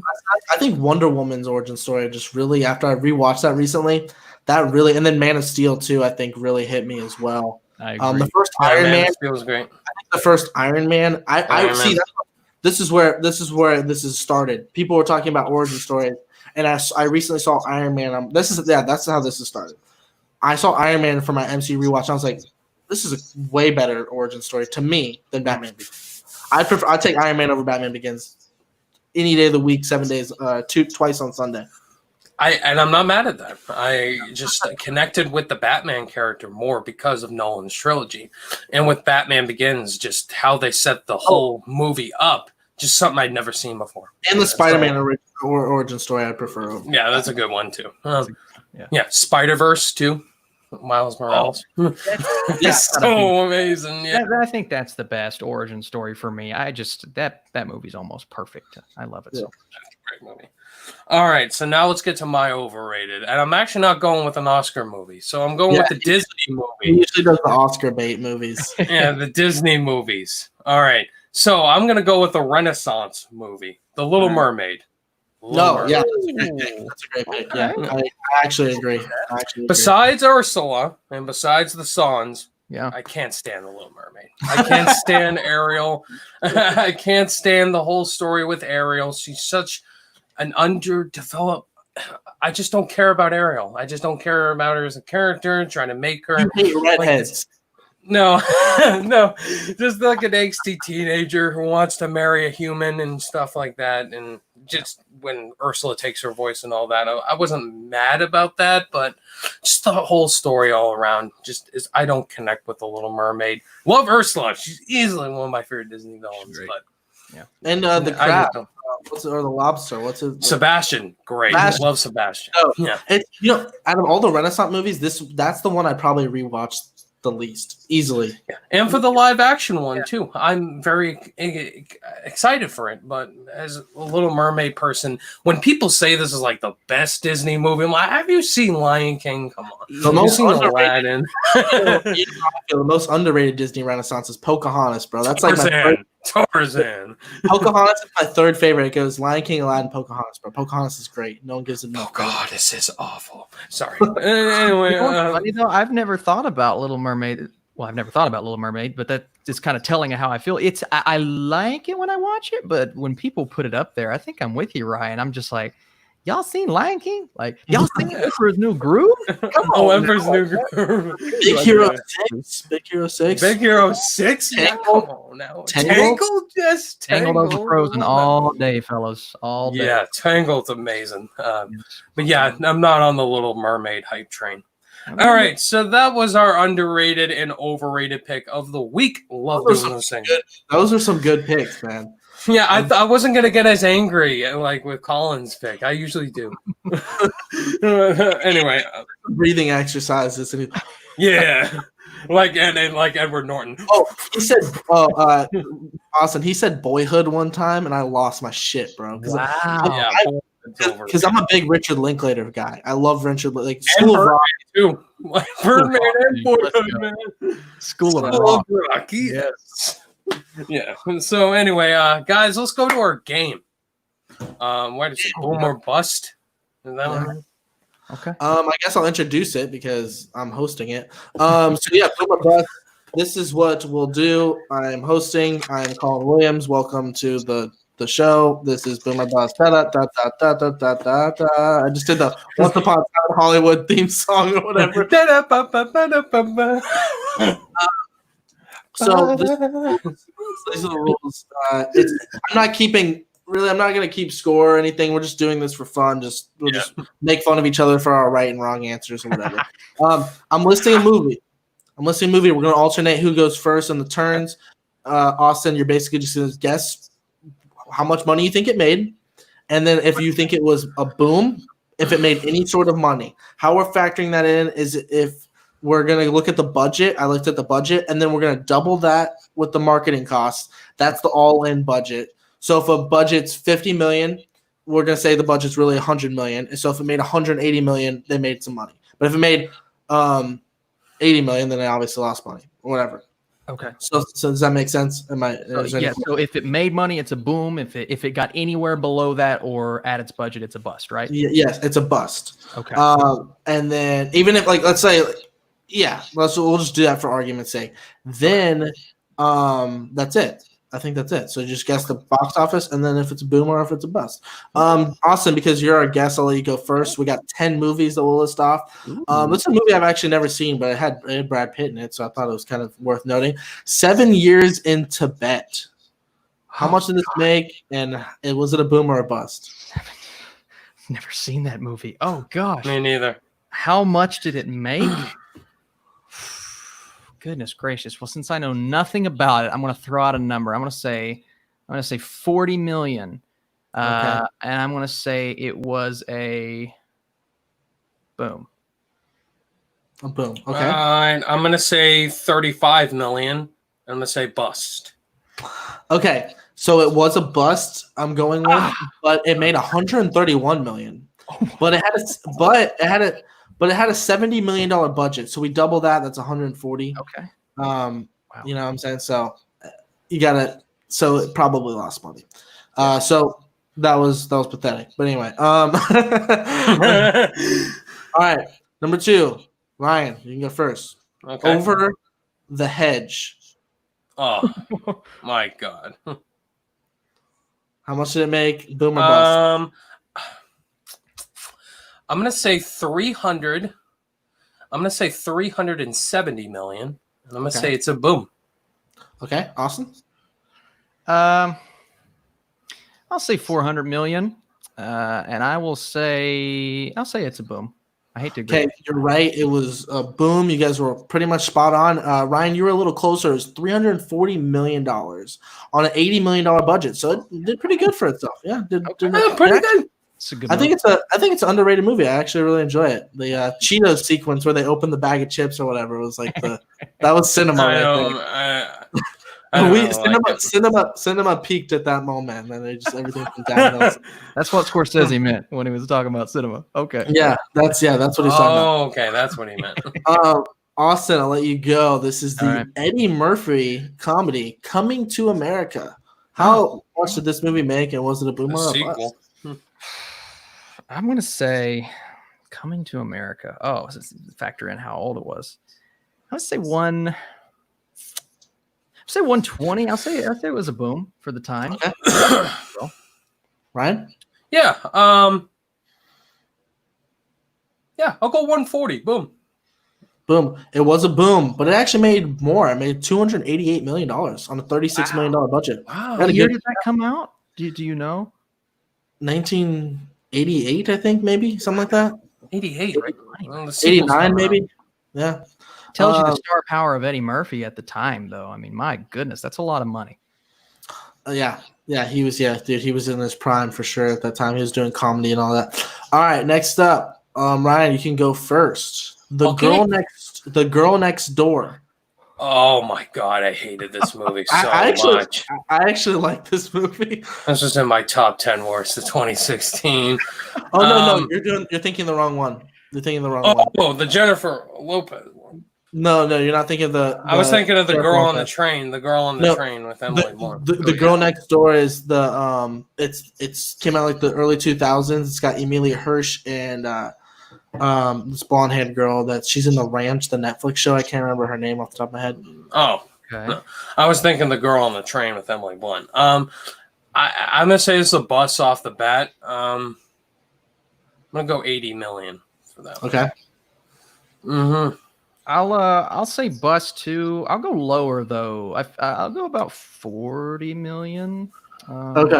I'd say it's a bust, and it made 30 million on a $21 million budget. So with the marketing, it definitely lost money. So are you guys, Austin? Are you familiar with this movie? You're talking about Amelia Hirsch and he starts dating a girl that's a porn star and stuff. It's actually I feel like I know what is the poster like. I think it's just like one girl on the poster and like one, but I've never seen it. Yeah. I've never seen it though. That's interesting. Yeah, it's actually a fine movie. I like it enough. All right, Austin, you can go first this go around. Okay. Billy Madison, the Adam Sandler classic. Wow. Okay. That's interesting. Oh man. Billy Madison. I'm gonna say it was a boom, and I'm gonna say 200 million. That seems a little high. I'm gonna say 180. Okay. Ryan. I'm gonna say 150. And I'll say it's a boom too. Okay, I was shocked by this. It made, are you ready for this? $26.4 million on a $20 million budget. This movie made no money, and it's like wow. Get out of here. Isn't that crazy? That is insane. That's crazy. Yeah. Oh my god. I was shocked. Sandler comedy classic. Yeah. I was shocked that it literally lost money. All right, Ryan, you're up. The Girl with the Dragon Tattoo. My favorite director, David Fincher. Ooh, David Fincher.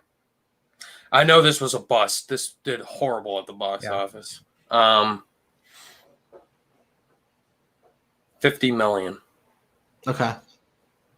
I'm gonna say 75. I'm gonna say bust. I'd say they pumped some good money into that. You might be surprised to find out that this movie actually did make a little bit of money. Okay. It made $232 million. Oh wow! But I'm shocked. Look at this production budget, $100 million for that movie. So let's just say they put another $100 million in marketing, made $30 million. They probably might have broken even or lost money, but just for the sake of argument, it wasn't the biggest bust in the world, but it wasn't great. So I'll kind of say boom or bust there. I'm not really sure, but it made $230 million, which is kind of impressive. Wow, that is impressive for that budget. Yeah, I'm shocked it costs $100 million to make though. This is a movie I actually really enjoy. Ryan, you can start this off. Angelina Jolie, she directed a movie. I don't know if you guys know Unbroken. Unbroken, yeah. I hadn't seen that yet, but I'm gonna say it was a boom. Okay. 180. 180. Okay, Austin. I'm gonna say boom too. I mean, it got a sequel, didn't it? So I'm gonna say around 250, maybe. It's according to what the budget was. I'll say 250. It was a boom. 163. So Ryan, you're a little closer. Ooh, on a $65 million. Oh, yeah, $65 million budget. So it made a little bit of money. A little bit of money. It probably made it made a little bit of money for sure. Okay, Austin, you can go first. This is a movie I really enjoy. 10 Things I Hate About You, a 90s classic, coming of age classic. Man, see, I've seen the movie. I just don't know how it performed at the box office. 10 Things I Hate About You. It's a classic. I feel like this is a trick question. I'm going to say a bust. I'll say 60 million. Okay, Ryan? I have the Blu-ray. I'm going to also say it's a bust. I'll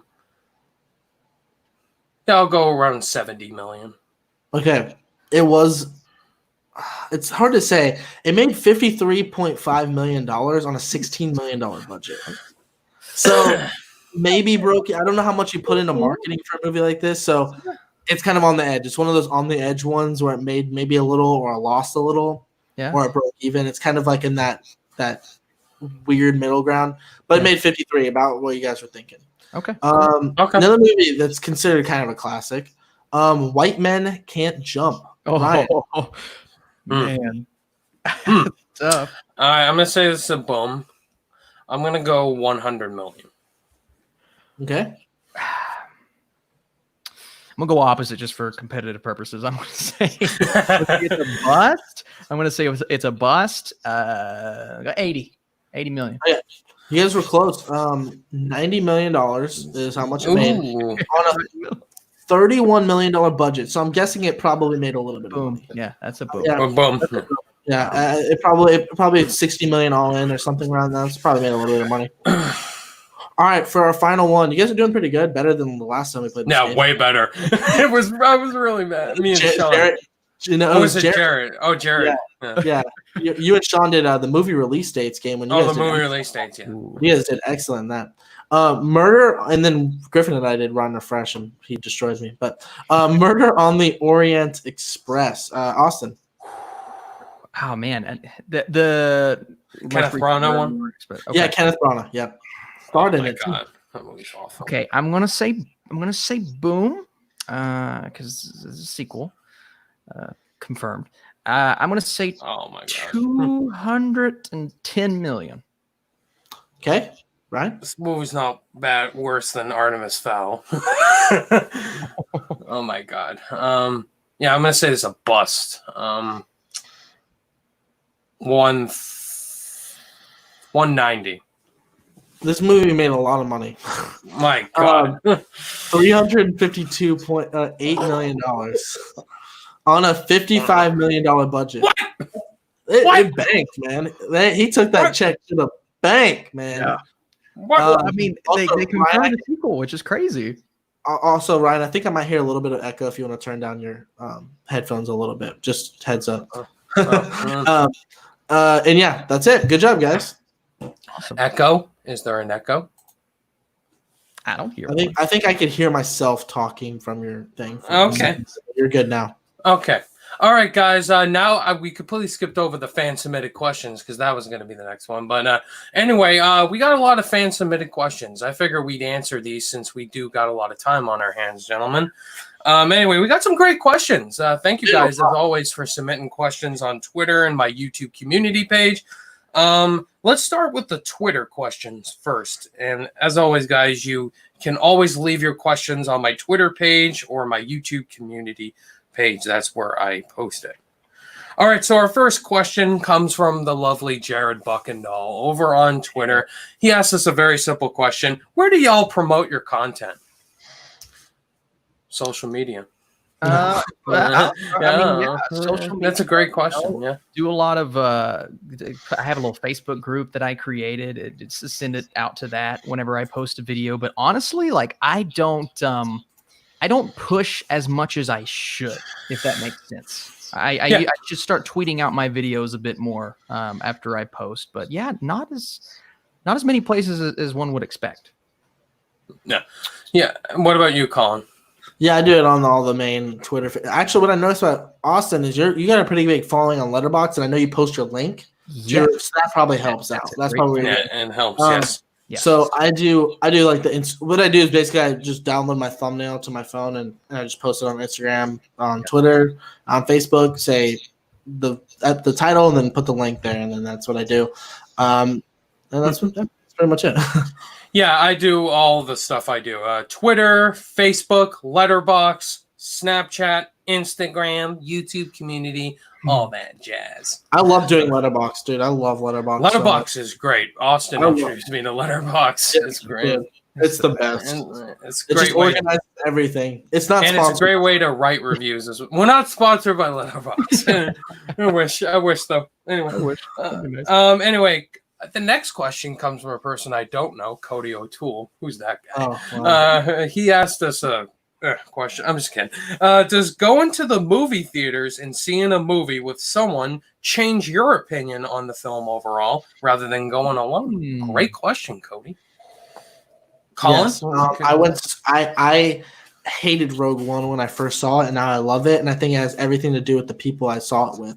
They were not liking it. They thought it was a snooze fest because we just came off Force Awakens, which was so like just nostalgia. And then you see like these characters you don't know who they are. You know, it's like kind of a little bit slow in the beginning, and that's where it pays off. But and they were kind of just laughing a little bit, and I kind of fed into the energy, and then finally rewatched it leading up to the Rise of Skywalker, and one of my favorite Star Wars movies. That final battle might be my favorite battle in all of Star Wars. This happens to me with Suicide Squad. My buddy Cedric, we see a lot of movies together. Cedric Purcell, he's been on the channel. We saw, what was it? The one I was thinking. Suicide Squad, yeah. We saw that. We really enjoyed it. We didn't get the hate for it. I had a fun time with it.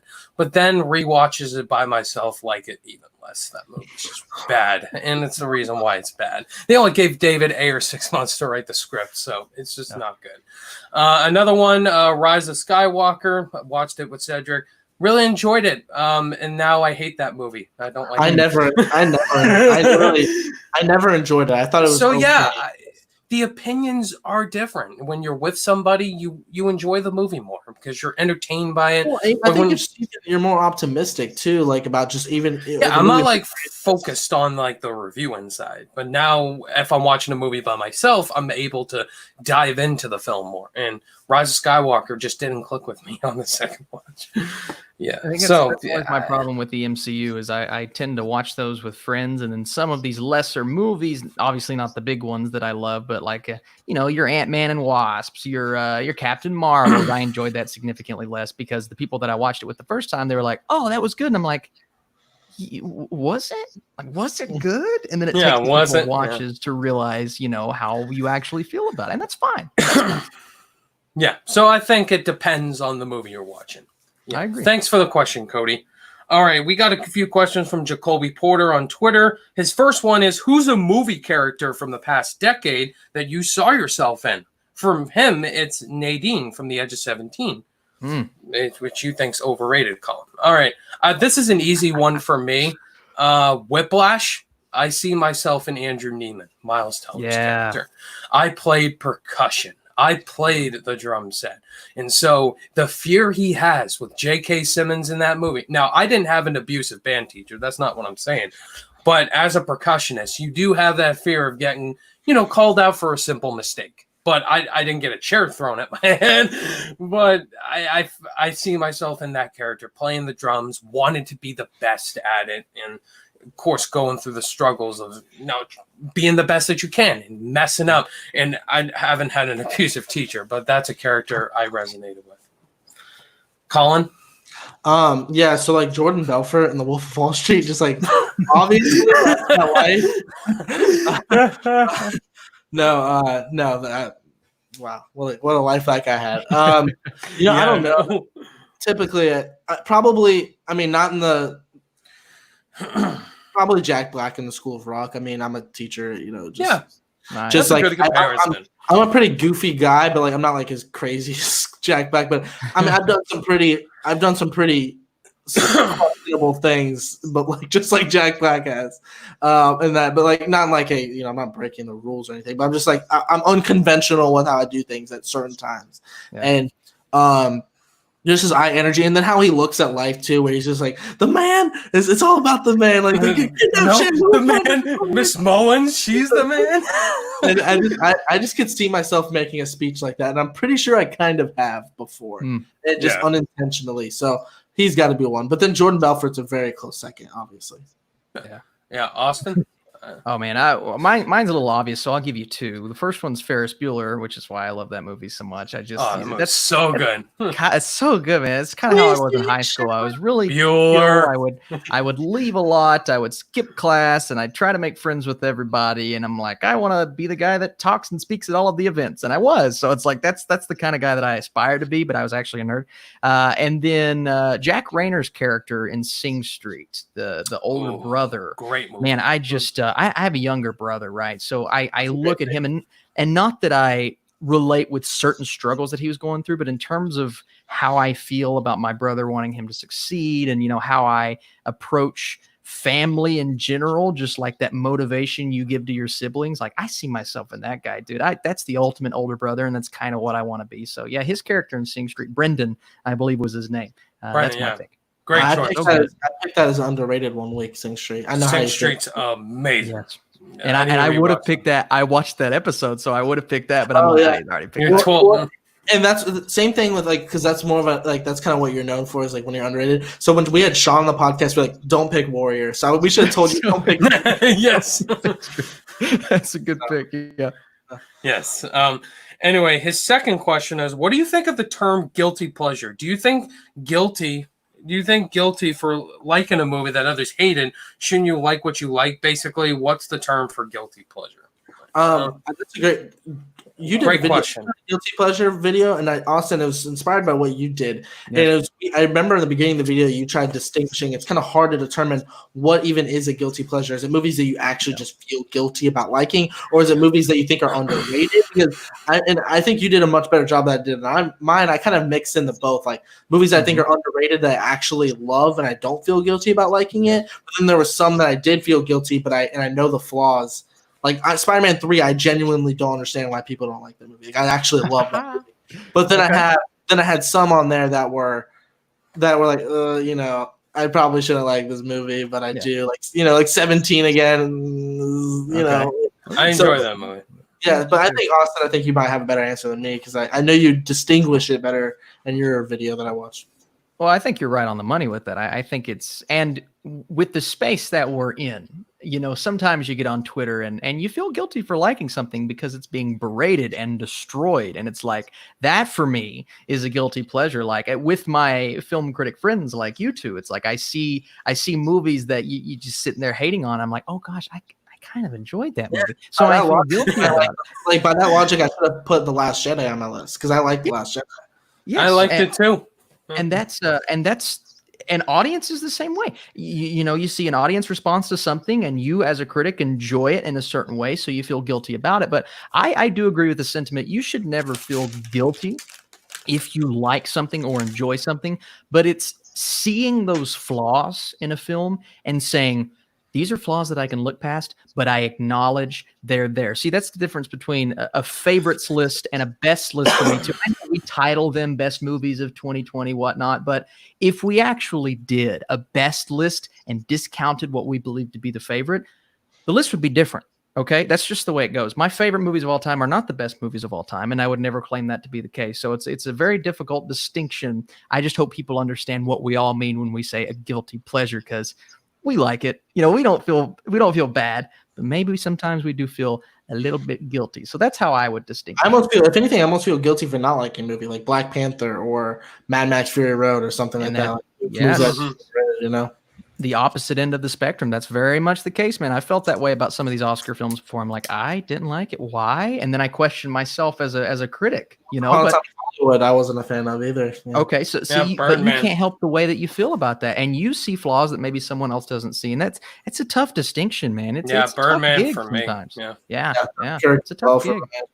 Yeah, it's the opinion overall. We live in a time and age where we express our opinions on movies, and while we may have what we think are the most controversial opinions, we don't feel guilty about saying we don't like a movie or love a movie or think it's okay. And the term guilty pleasure has different meanings all around. It's just a movie that we enjoy. We see it has flaws. Who cares? We enjoy it. That's basically how we describe it. Yeah, I agree. And his last question here is a real fun one, since Austin posts these all the time, which I think is funny. He asked, since Austin is going to be on the podcast, what's your favorite Stephen A. Smith meme? Dude, oh my God. I have been hoodwinked, bamboozled, led astray, run amok, and flat out deceived. That's the one. I love all his memes with either LeVar Ball or What's his name? Kwame Brown. This guy is a scrub. Oh my God! He can't play. He can't shoot. He can't shoot the basketball to save it. Oh man, there's so many. Gosh, I have to go with where the music's playing. The girl in the background's going, ooh, and he's going, I am having a really bad day today. is the worst day. And you just have the different pictures of him and the sadness and the black and white. I'm just like, I don't like seeing sad Stephen A. I don't like that because I love Stephen A. I want to see him happy. So that meme gets me. And there's one meme where it just has a picture of his head and it plays this music and it goes, do, do, do. And he goes, oh, and he just screams to the top of his lungs. I've not used that one yet, but I'm saving it. It's in my camera roll. So I'm like, I'm going to pull this out whenever it's necessary when something good happens. Anytime. My favorite one is just this one. Yeah. I just want to say, I'm here to tell you right now, we don't care. We don't care. And then they switch that up. There's one where they cut it and he goes, we care. And it cuts out, don't. Oh my God, dude. Genius. He's like, they got Kwame Brown. This guy's a bona fide. He can't play. No disrespect, but the guy does not know the game of basketball. He doesn't move. Even though he's mobile, he doesn't know where to go with his feet. He doesn't know what a free throw is. Yeah. He's so good, man. I love that part where he's talking about LeBron. And he was questioning how his performance was against the Mavs in the finals. And he was like, you came to Miami and then you show up smaller than Mini-Me. You say LeBron is better than Jordan? Yeah. He is carrying ESPN on his back right now. Carrying First Take right now. He is. He's so good, man. He's one of the best, most entertaining. Sometimes I disagree with him, but that's fine. Entertaining sports commentator. I'd say maybe one of the most entertaining people on ESPN I've ever seen. So they gotta keep him going for years. Co-host Max has such trash takes. He trash talks my guy Tom Brady. Like you don't trash talk Tom Brady. And then Molly on the show. Oh my God, she's so annoying. She just interrupts the whole. I hate her, dude. Yeah, she's carrying the whole show. Yeah, I'm not a big fan of her, honestly. Anyway, that's a great question. Thank you for that. Ewan Moorfield, he asked us on Twitter, if Star Wars was rebooted, who would you cast as the main 4 characters? My God, that's difficult. Wow, that should be a video idea. Wow. I think maybe Logan Lerman as Luke is like a young Lerman. I don't know. Who was Love Simon? What was his name? He might be a good pick. I actually think. Nick Robinson. Yes, he'd be good. He'd be good. Leia. I'm trying to think of someone like Leia. Everyone I'm thinking of is in Dune. That's the problem. They're all in Dune, so it's like Javier Bardem for Darth Vader. I like that. Morgan Freeman. John Hamm for Han Solo. I don't know. That's not bad. That's not bad. A young John Hamm, but yeah. This is too tough. Yeah, that's a tough question. It's impossible. You probably find something online that'll give you better answers. All right, Joey's movie blog. He automatically asked on Twitter, "What's Austin's sleep schedule?" Because everybody's been curious. We all want to know. Okay, what the hell are you Austin's doing? Austin's an android. You know what? The sequel to the new Christopher Nolan movie is going to be The Prestige 2, and it's going to be Austin's going to be Austin Burke. And how he's the main villain in Tenet, and how he ran a YouTube show with a twin brother that's named Earth. And, Stephen Burke. Y'all, I ain't gonna lie, I don't sleep very much. Okay, and a lot of it has to do with just the fact that I've always kind of been like that. I drink a couple of Monsters in the morning. I'm ready to roll. Like Ant-Man in Civil War, put a bit of caffeine in him, he's ready to go, and that's kind of how I am. But I just, especially on weekends. Fridays and Saturdays, I try to wake up as early as possible and get through the Netflix stuff. And obviously, screeners and stuff, that helps. But with all the foreign movies and films that you don't normally get screeners for that. So it's just, you got to do what you got to do. And you guys do it too with this podcast and with your channels. You do whatever it takes, right? To make it big and to make it go and to make it run like you make it run. And you put just as much time as I do into it, and we'll sit for hours and edit, and we'll sit for hours and plan and strategize, and that's a part of it. But in terms of sleep, I get on a good day 6-7 hours. On the weekend. At the end of the day, you're probably like, does anybody have any orange slices? Somebody have any orange slices? I love the Ant-Man references, by the way. Yeah, because you brought up Ant-Man and yeah, he's underrated. All right, VK Studios on Twitter. Favorite genre of film? Comic book movies, obviously. Colin's obviously coming of age. Coming of age movies, and comic book is up there. Comic book, and then just Star Wars is probably a genre. Yeah, I'd say comic book too. That's cliche. Maybe thriller, maybe like a Denis type movie, dramatic thriller. I love that kind. Fincher does it great too. I love animated movies too. Yeah. If there's a good comedy, man, like those 21, 22 Jump Street movies that came out, like, dude. Oh my God, I just want a 23 Jump Street movie so bad, dude. Yes. Like Neighbors, and even Game Night. That's a really Game Night. That's a really good one. Yeah. Nice Guys 2. Oh, Nice Guys 2. Yeah. All right. And he said favorite Tom Cruise film. Collateral for me. That's just an excellent movie. Collateral. Probably War of the Worlds. That's not underrated. No.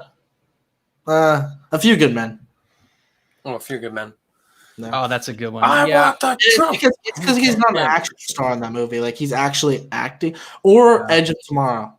Edge of Tomorrow might be it too. Because like he's not, and A Few Good Men, he's not like doing the action star thing. He's actually doing like a Oscar-worthy performance in that movie, and he's kind of gone away from that, which kind of bumps me out a little bit. Yeah, A Few Good Men. That's a great choice. Edge of Tomorrow. I'd throw the newest Mission Impossible in there too, in terms of his physicality. I mean, he just brings it. And I was talking about this the other day with Keanu Reeves. He may not be the best at line delivery, but physicality is a big part of acting. And Tom Cruise, he has both, man. He's got good line delivery, great physicality. He's a good actor. He really is. Jack Reacher is underrated too. I actually like the very first good in Jack Reacher. The second one though. Oh. Yeah, the second one's bad, but the first one I like. The first one I like it too. Sorry about that. Yeah, Mission Impossible Fallout. That was my favorite film of 2018. That was really great. Ewan Graff on Twitter. What aspect of filmmaking is the one you pay the closest attention to when you watch a film for the first time? The screenplay, the writing. That's probably the one. Because you just audibly just hear it. I'm a cinematography score guy. I always look for great cinematography, a great score, then screenplay. I'm probably screenplay first time, but if it's got good cinematography, that's a standout. And that I usually take those two things and I go into a movie for a second time, and then I start looking for the score and certain shots and angles and whatnot. But in terms of the first time, mostly screenplay. I think I'm with you, Colin. Yeah, that's why I connected with The Social Network so much, because I thought it was the greatest screenplay ever written, in my opinion. It's one of the best. Yeah, and Mad Max Fury Road, the opening shot, like, wow. Oh, dude. Wow. Cutting the frame rate and everything. Yeah, the poster, like, it's so great. Yeah. That's what I look for. I'm a cinematography junkie. Yeah. Now let's go to the YouTube questions. Deep in the film score, which is spongy. Who is an actor that inspires you to act in the future? Ooh, Jim Carrey for me. If I were to ever be an actor, I just love his on-screen personality and the fact that he can do drama too, man. I think he's got it all. He's got all the chops. He just doesn't use them as much as I would want him to. I would say Tom Hanks for me. Just any time he does a movie with Spielberg, or if he does like Toy Story, just if someone brought it up, he does great with animation voice work as well as real acting. So that's who I would take inspiration from. I'd probably do Harrison Ford. He's my favorite actor of all time. Harrison Ford, great choice. Great choice. It's my man, bro. It's my man. All right. We've answered this one before. Favorite Star Wars moment aside from I Am Your Father. Colin and I both agree. I love you. I know. That's my favorite scene. I would agree with Empire. Yeah, Empire's my favorite movie of all time. That's my favorite scene in that movie. Yeah, I was going to say that's my favorite scene of all in the history of movies. Yeah, that's amazing. All right, great question. Top 5 Mission Impossible Fallout scenes. This is easy for, my favorite is the bathroom fight. That's my favorite scene in Fallout. Yes. Then the helicopter scene. Then the parachute scene. Then from there it gets. I don't know. I think it's every time our villain speaks your mission. You choose to accept it. I love. When he talks, man. That's a great one. Oh, and spoiler alert: Henry Cavill's getting caught. as the villain. Mm-hmm. That's a great twist. His I love it. turn is very good. Yeah. Yeah, Colin. Yeah, would you pretty much have those? I would say this is most stuff you do. Yeah. I don't. It's kind of a long. Like we usually do this for a whole topic. It's top 5 list. So yeah. What's a movie? If it's from Max Talks Movies, what's a movie that was hurt by too long of a runtime? Yeah, a lot of movies, like all the time. I think The Irishman. I think that movie was so hyped going in, and it won no Oscars. I would say Once Upon a Time in Hollywood. There's no reason it should have been almost 3 hours. Yeah, I think one of my issues is the runtime. For the little plot it had, make it an hour and 55 minutes, and it'd been fantastic. You can also argue Blade Runner 2049, the runtime, but for me, it's The Irishman. The Irishman's too long. As far as short, go ahead. Sorry. No, you're good. Go ahead. Well, I The Irishman, I agree, and it's not even that I dislike The Irishman because isn't my I didn't dislike it either. Everyone that I tried to get to watch that movie, they said, "How long is it?" And they wouldn't watch it. I think that hurt it definitively, and I think that's part of the reason why a lot of people didn't, help it out at the Oscars, because maybe a lot of people didn't sit and watch the whole thing, which is crazy because it's Scorsese. But I think that runtime killed that movie. Yeah, that's the perfect answer. There's movies all the time that just I hate. That's like my biggest pet peeve in movies. It's when they meander. Yeah, I can't stand it. Chris from Film Stock, excellent YouTuber. He always asks great questions every week. He was on my Q&A yesterday, actually. What's your favorite usage of a song in a movie? This is tough. I love bell bottoms. In the opening of Baby Driver, bell bottom, bow, bell bottom, bell bottoms. Yeah, dude, I got one. Django Unchained. I love that song in the opening. Like Tarantino just has great songs in his openings. Django. Yeah. I love that song. I do.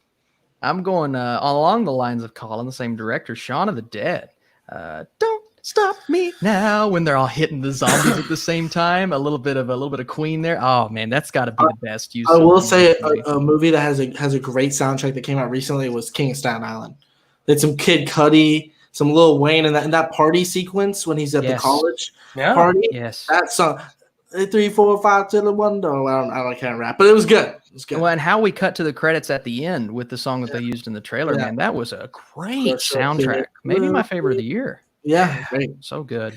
All right, we're gonna answer 2 more. Matthew Kircher, best Tarantino ending. For me, it's Django.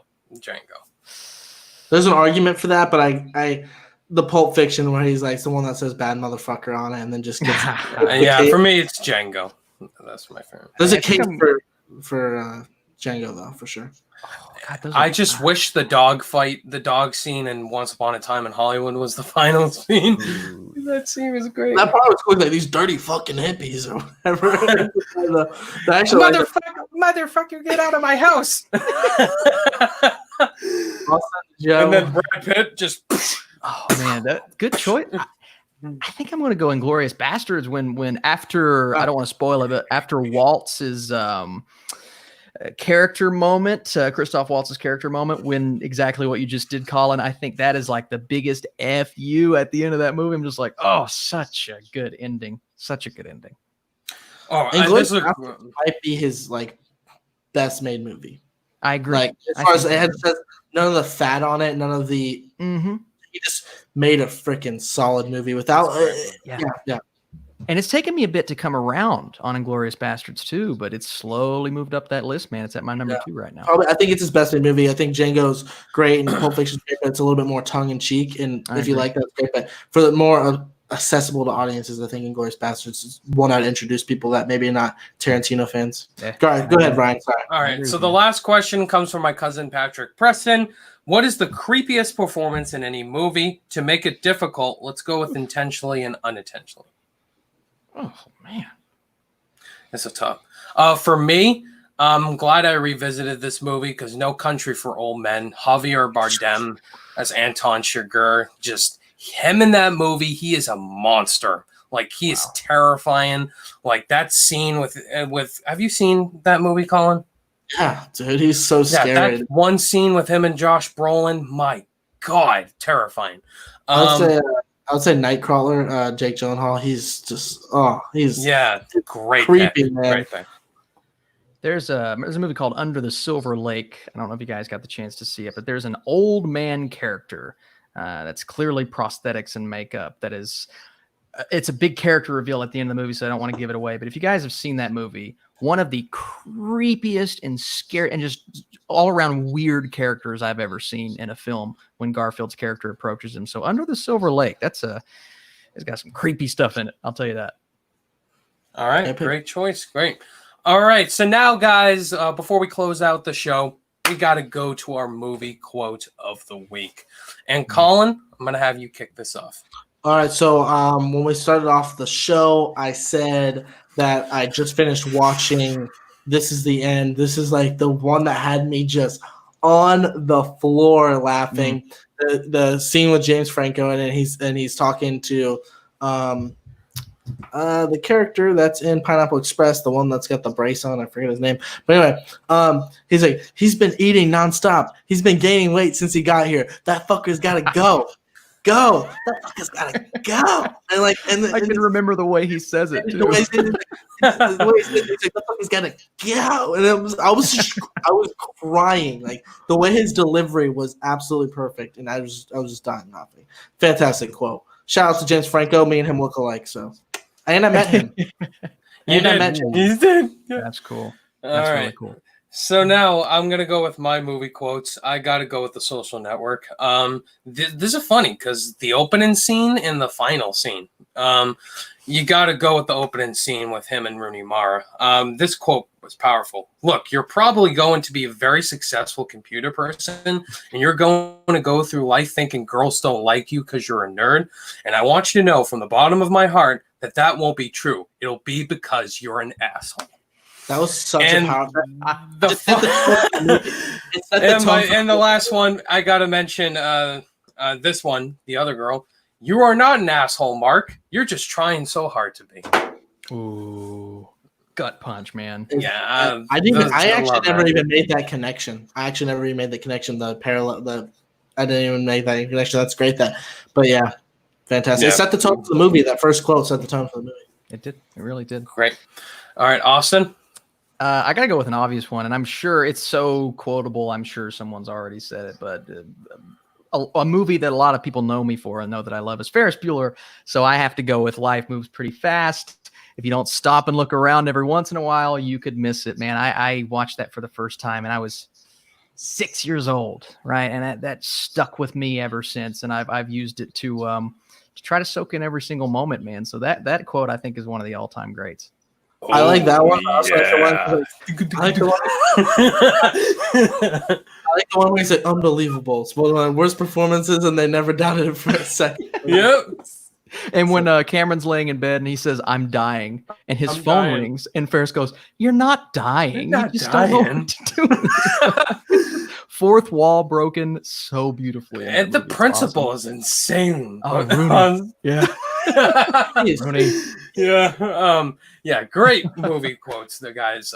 Guys, that wraps up episode 14 of the Fallen for a Film podcast. This was a lot of fun. One of my favorite episodes. One of my favorite episodes for sure. Austin Burke, man, thank you so much for coming on. This was an episode we've been highly looking forward to making, and this was a blast, man. Austin, everybody watching knows who you are, but for some people that don't, where can people find you on the social media? And also, what do you have coming out on your channel? Yeah, fellas, great time today. My goodness, 2 hours well spent, and I'm going to encourage everybody to come over here and check it out. But you guys can find me YouTube, Austin Burke, letterboxed Austin Burke, and at the Burkinator on Twitter and the Instagrams.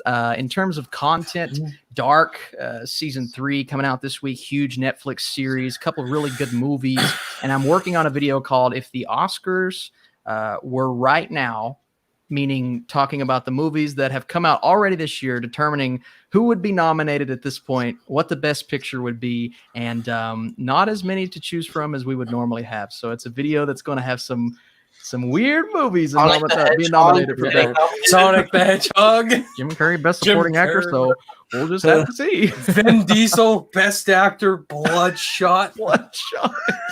Yes, Oh my God. best visual effects. Yes. Anyway, yeah, Austin, you guys know where Austin is. All his channel links will be in the description below. One amazing YouTuber. One of my favorites in this community. Easy. Top 3 for sure. Easily. Top 3. Top 3. Fresh shot. Honorable mention, Jordan. All right. Yeah. So anyway, guys, yeah, if you're watching me, you know me. Wait, not me. Colin. Colin, where can people find you, and what do you have coming out? Look me up on the YouTube, Colin Williams. And what's cool is my name's unique enough to where I am at the top of the list. So be sure to check that out. 8 subscribers as of recording this, away from 700 ever since I launched in January. So Nice, growing, man. going pretty quickly. I hit 600 at the beginning of this month, and I'm about to hit 700. So if I could get 600 and 700 in 1 month, that would be absolutely phenomenal. So go ahead and subscribe. Maybe some of the fans Austin brings over here will be able to do that.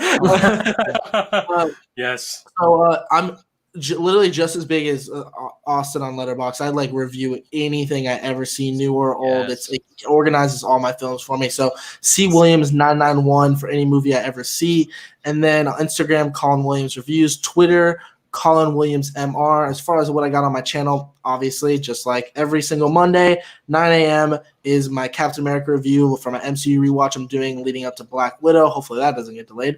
And then I'll probably do some sort of top 10 list. I got like just a list of videos that I was thinking about doing that just because like my constant is the MCU videos, and then I'll just throw in some top 10 lists or some maybe a versus episode or something. So we'll see down the line. I've been doing some versus episodes. I did one with Sean Chandler and Griffin Schiller. Austin, if you ever want to do one together, that'd be great. I would love to have you on for something. And that's it. I want to thank you so much, Sean, for having us. Bye, on the guys. podcast. My alarm went off. I don't know what that was. But... And Colin froze. Anyway, guys, you know where you can find me. Ryan O'Toole, you're watching me right now. As far as my videos this week, I posted on Twitter. I'm going to be doing a reacting to your unpopular movie opinions video. Shout out to Larry from LC Screen Talk. He inspired me to make that video. Highly look forward to making that next week. And also my top 10 favorite MCU duos. That is coming out as well. I'll figure something else later. Thank you guys so much for watching episode 14 of the Fallen for Film podcast. We'll see you guys next week. Bye. Bye, everybody. Baby Yoda.